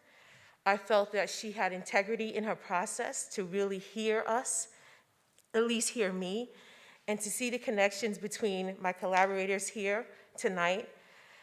It was really amazing. And although I've known many of the people on stage and worked with them for years, I guess we just never sat down and had a conversation. To see some of these things be pulled out in this way. And I feel that it was a great collaboration, and for us to really make the connections, especially the land use. Like they said, we cannot build more land. We cannot make more land. But there is one thing that is for sure. It is disappearing, and we are not included in that discussion on a level of government, on a level of stewarding and marshaling that land, and we have to be included. And just because you have an ordinance to protect your land doesn't mean anything. And me, as a person who has been advocating for historic preservation of the Sands community, it's been very hard. Me, who have worked in the Eastville Community Historical Society to preserve the Eastville section, it has been hard and it doesn't always protect it, even if it's protected. So we have work to do. Here we have the stone of David Hempstead. He is a second generation, just out of slavery. And if you see the St. David AME Zion Church on Eastville Avenue, it is his father who was on Sylvester Manor, but it is him who made a way and was the unofficial mayor of the Eastville section of Sag Harbor. His house is still standing. We have one of our now leading elders in our community, E.T. Williams, who lives in his historic house. And he is the one who raised the money for our church along with other elders in the community. And I show this stone because he is a testament to surviving and being free as a Black man in the Northeast, just making it out of slavery. And so his importance to our community is very important. Not only him, his sister, and their daughters, his sister and his nieces, are very important to our community, and they are included in some of the images that Tomashi has used. But they're important to us because when we talk about matriarchs in our community, they didn't get married, which was not of the day. They accumulated land, which was not of the day, because women can own the land. So when we talk about women leading our community, it was very important. There's stories about them in the paper which are very funny, and I use when students come to visit us, where they were accused of hurting a man with broomsticks, and of course they replied in the paper and saying, "We did nothing of the same, and we assure you that anything we hit him with, we dispossessed him of himself." So I talk to the students and I tell them that this is a funny story because you had to be married, and if you weren't married, you know, it was not the thing to do. And they said broomsticks because he accused them of being a witch. So you use these funny stories to talk to students and really bring them into the historical society so they don't feel that it's something so old and history is something that they have to learn. So that's just a funny story that I talk about the Green Sisters. This is an image that is in the picture that is on the wall, and I use this image because we do not, unfortunately, know the name of these two young girls. But we look at this one and we say, they look very mischievous. But they were residents of the Eastville community. And this album is from our Collective Identity album, and this was found in, we have two albums. One was found in Ivy Cottage, which is for sale right now, and it's listed as a contributing house, and I just hope that the right person buys it. But the other one was 11 Eastville Avenue, and this one came out of 11 Eastville Avenue. And it's important because in these albums, we know that our community was a community that was multi-ethnic, and in each of these albums, it was all three populations that was in each of these albums, and it's important for us to talk about that. This is one of the pictures that came out of the album. And you would see in this picture, in this layer, you see the image that I just showed you. So I don't know if you see that image in this layer. So I just wanted to show you that layer. And then lastly, when we talk about the families in Eastville, I wanted to talk to you about the Johnson family. The Johnson family, we have two sets of Johnsons from Sag Harbor, but then also Johnsons from Bridgehampton.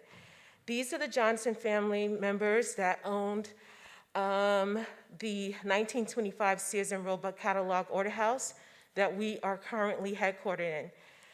In the middle is, the man is Lipman Johnson, and to my right and your left is Rose Johnson, and that is his wife. This image is one of the images that is in the National Museum in Washington, and this is the exhibition that this is in is called The Power of Place. Because for most of the people who understand that African Americans wanted to have access to respite, and that was not something that was normal. So when you see the Green Book and things like that, this was one of the images that was most important. And they came and they took this image, and if you look in the back area of them, that is the Sands community that we have been fighting to preserve. We have national and we have state recognition, but we do not have local recognition, and that is where the protection is on the local ordinance. So that is what we're still fighting for. But this image is very important. And this little story about Rose, when she passed away, they said that the community loved her so much that her bed of roses that they laid at her cemetery was so high, because that's how much they loved her. And she had a wonderful garden. And this is the image. If you look closely in the image, this is one of the images that you would see in this painting here that Tomashi did. So when we talk about, I'm sorry, I see you still looking. I'll let you get one more look. I don't know if they're going into the galleries, but that is the wonderful painting. And the beautiful thing about these paintings is that they're layered with not just my story or Eastville's story, it's all of our stories and communities layered throughout. So you see that. And lastly, I just wanted to pull this map up to show you over time how the community has developed of the Eastville section of Sag Harbor. And if people ask me, well, what is Eastville? Where is it? It's just east of the village of Sag Harbor. And if you come, I will give you a more in-depth tour, of course, because there's no way I can go over this in a few minutes. But to show you the population over time is really important, how it developed. And just to point out the fact that we too were just like many of the other communities. We live multi-generational, we live very close-knit, and many of the things that you heard there was very important, including taking care of the land, taking care of one another. And like I said, all three populations, African American, Native American, European immigrant, they built the church together, they worked together, and they are interred in our cemetery together. And when the men went away, it wasn't for 3 months, it could be for years. The women took care of the community, and that was very important, including Pyrrhus Concert's family, who we are still trying to serve his home at 51 Pond Lane in Southampton. So with that, I'll close and give it back over to Kara.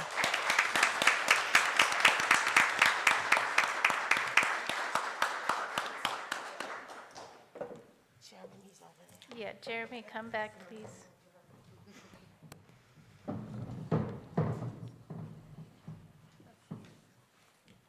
Thank you all. I think we all got to live and hear the richness of the stories that Tomashi gathered and synthesized, so I thank you all for that.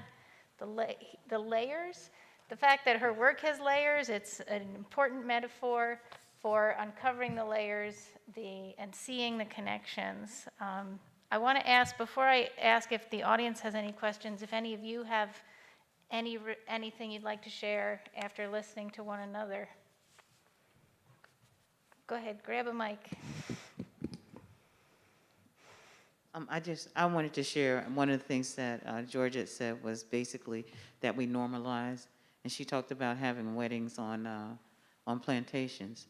And one of the things I never forget, when I was working for the Fortune 100 company that I worked for 17 years, they would have pretty much a trip that we all could go to together.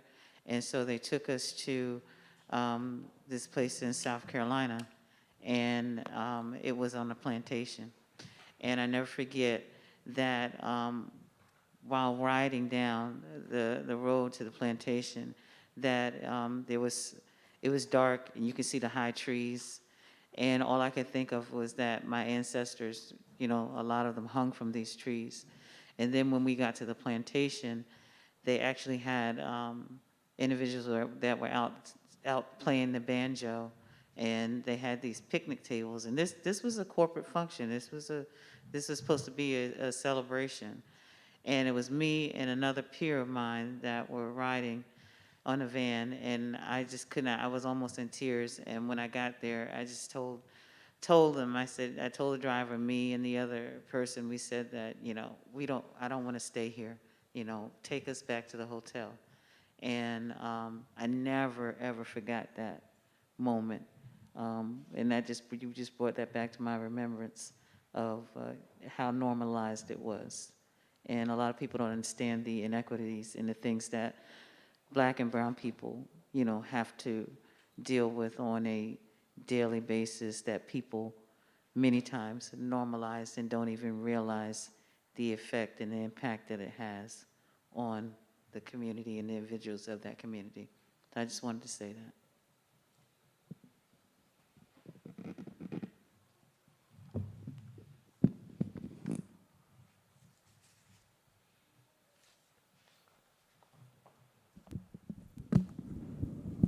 Just in response to that. Hello? Yes. Yes. Okay. We talk about how we normalize things, and after you, that was something that I also wanted to bring up. Fairness versus what's equitable, and how what happens with, you know, when we just think in terms of fairness in our history, is not necessarily what can have equal standing. It's kind of about the majority of resources, but continuing to belong to those who already have the most power and who already control the history, and how, you know, we have to break free of that. And it's a term that you might see online a lot in social media is like decolonial thinking. And I think it's a really important concept that we still have to kind of accept even among ourselves. And when I went to where our ancestors were at Sugarloaf, and where they're buried, and that's just thinking about that history of how, you know, we share that history of enslavement and lynching, and of being lynched, and just, you know, the how so many people may have ended up to eventually be buried in and around this area, and the pandemics that they may have suffered through while we were in our pandemic, and just really grounding myself to that land at Sugarloaf, where we have that historic burial site. That's just part of, you know, thinking about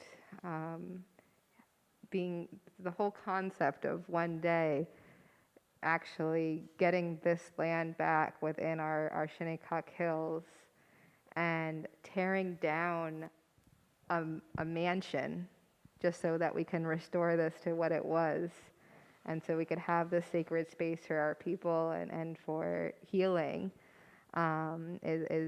is really ground breaking and mind-blowing. And I really want to thank my cousin Tila Trode for all the work that she's been doing to do that. Well, I'm just in awe of all of it, and grateful that I could have that experience and be able to delve deep into that thinking during that time. So, Tabutne, thank you. Yeah, well, you know, I think I can follow up on that, because I think about that a lot too when people say things like equitable. I think it's hard to be equitable if we can't even tell the truth. Because how do you become equitable if you can't start off with the truth, or anything that is post this, post that, and we haven't started, you know? And so I do agree with you there, is because we haven't begun. When people start to say, oh, I didn't know that, or I didn't know this, we haven't told the truth in our textbooks. We haven't told the truth even within our own homes and our own families. We don't even know our own, not everybody, so this is not a broad brushstroke, but for a lot of people, we haven't had the conversations, because anything that is painful, we want to forget or push it down. And so I think we have to tell the truth, because if something was equitable or we were post, we wouldn't have so many disadvantages. We wouldn't have so many things that are not working out right in the world. For the first time in our history, kids of all races are not going to do better than their parents. Where does that happen? Financially and otherwise. This is statistics. So I think we have to go back, tell the truth, and look at what we're doing to our earth, to everything. So I think it's now no longer a time where we can look through these rose-colored glasses, and we have to start telling the truth. We have to be really, don't even say transparent, all these buzzwords. Let's just start the plain English. Tell the truth.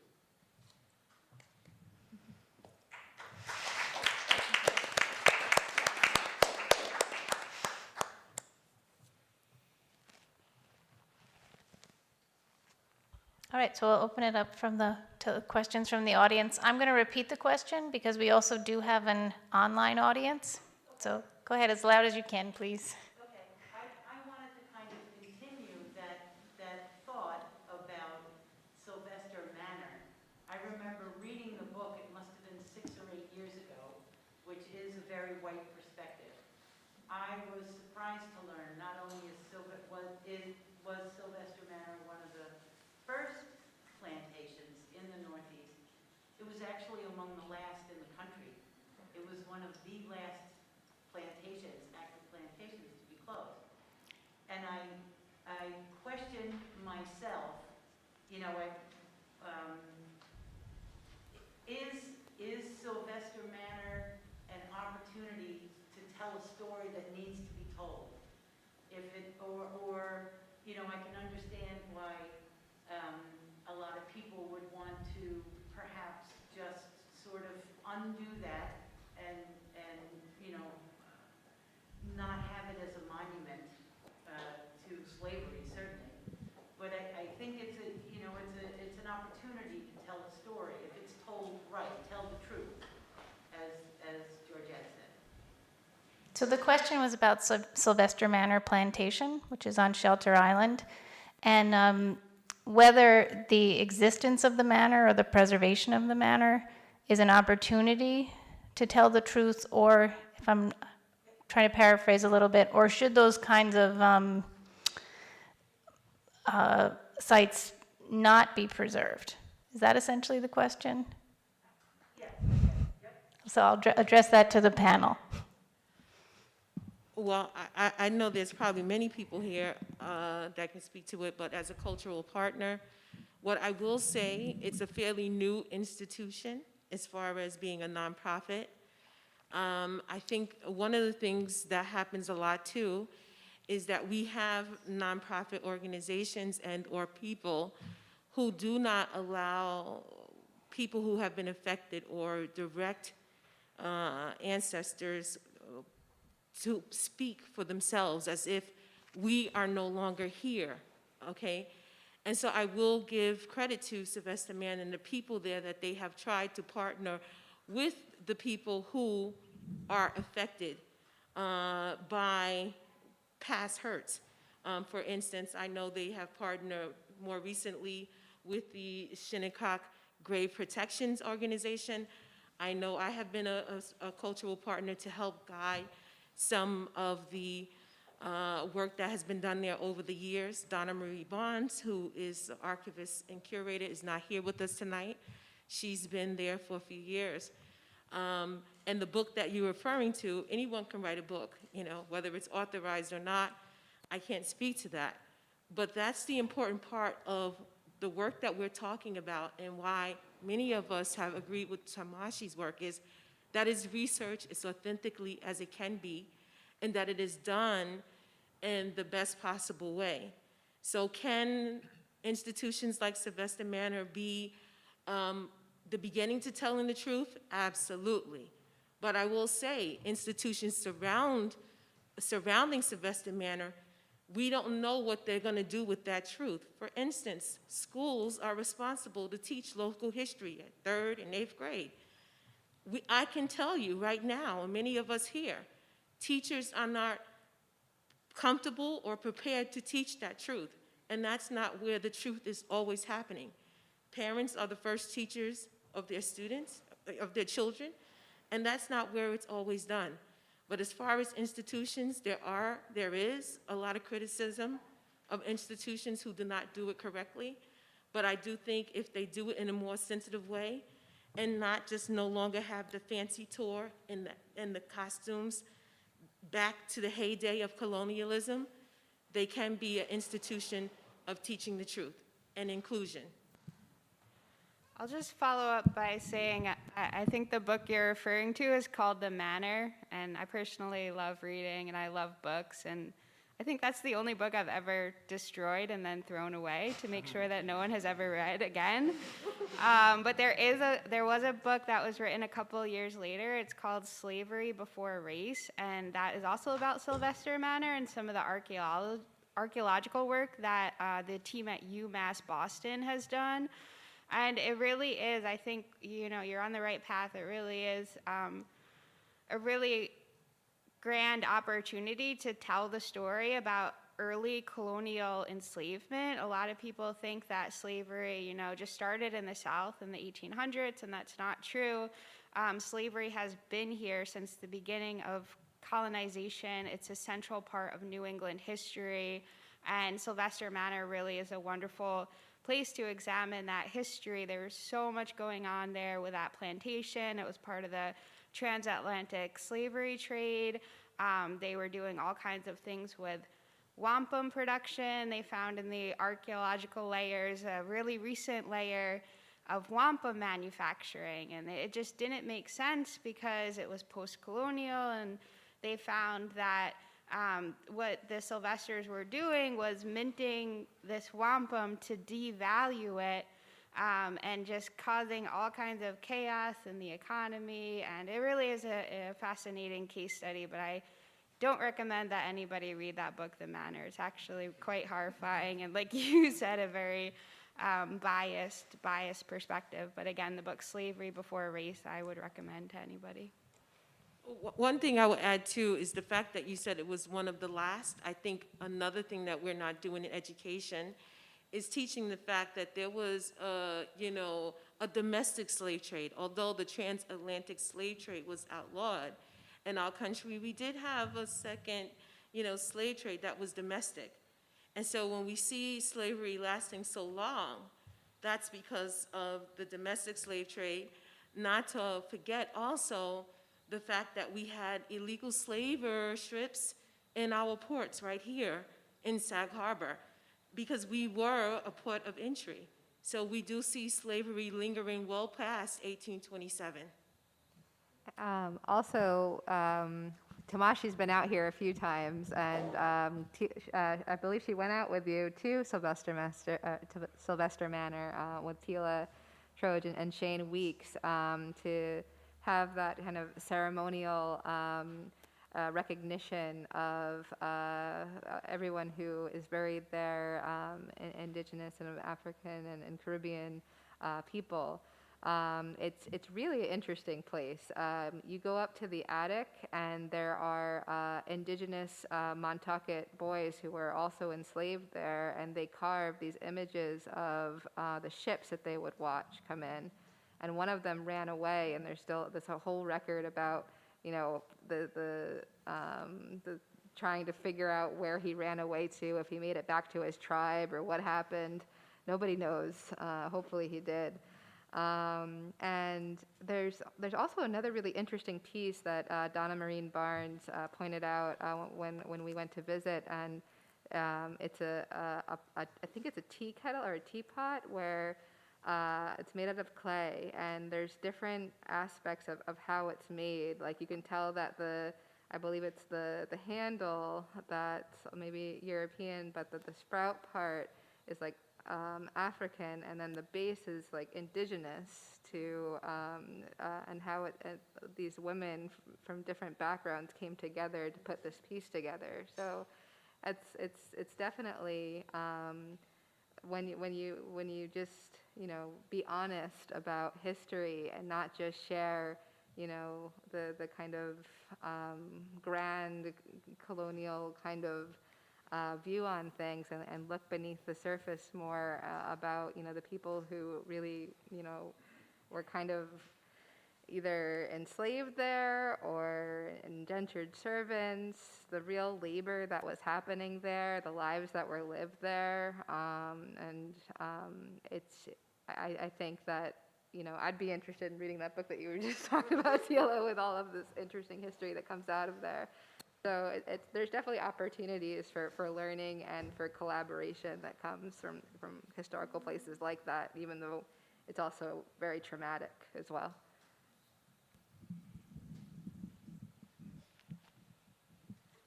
Are there any other questions from the audience?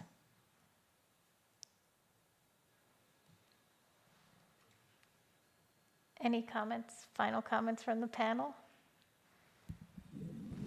I just want to say thank you to Tomashi. While she was doing all of this work and collecting all of our stories and going through all the images, she lost her mother, and it was a very traumatic time for her to process all the trauma and horrors of our stories, and to still work through her grief and create something beautiful to share with us, I think is just incredible. So I just want to thank Tomashi Jackson.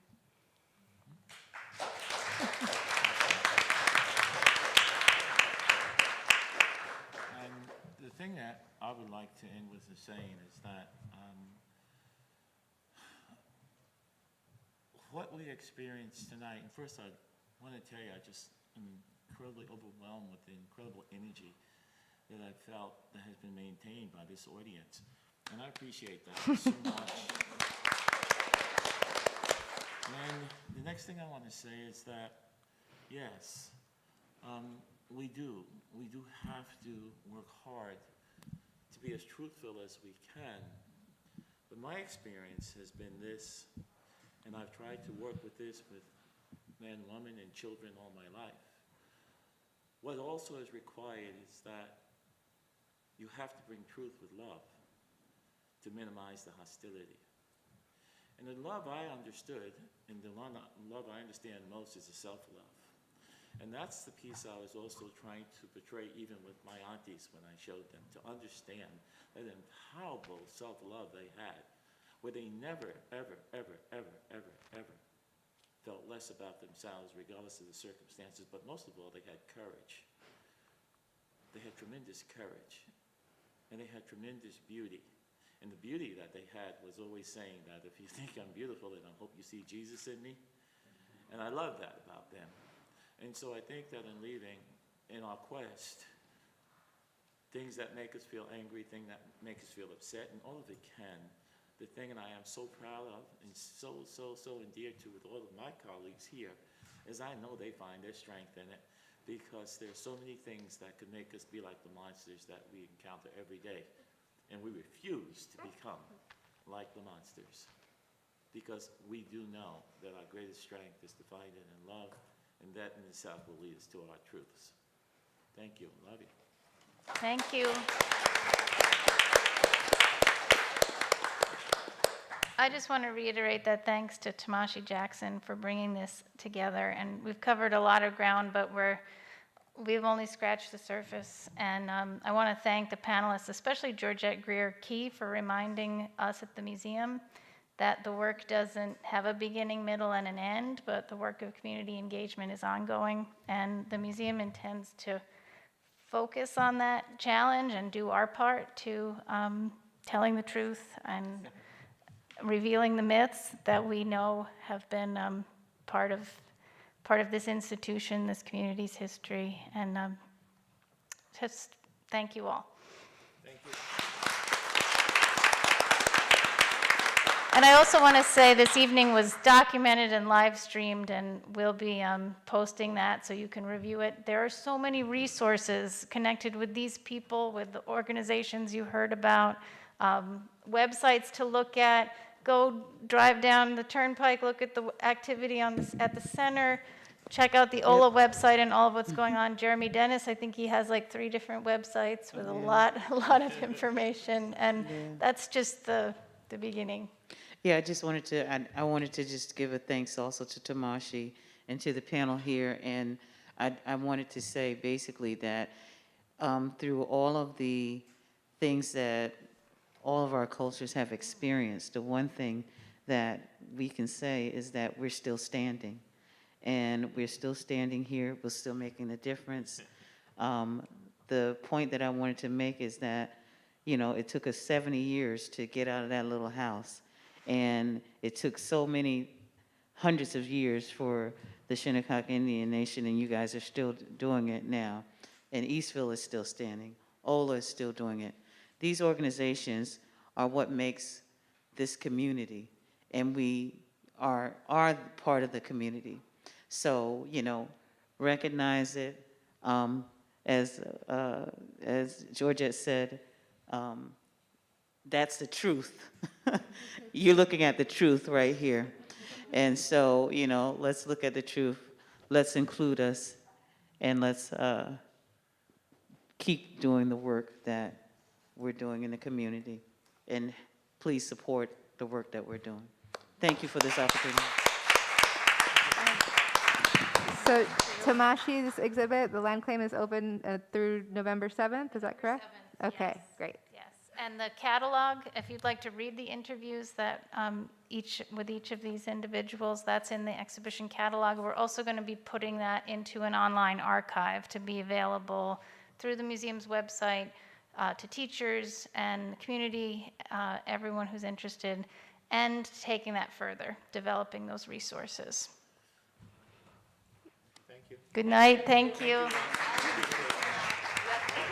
Yes, and look for the new album coming out by Valerie and Mia Luna pretty soon.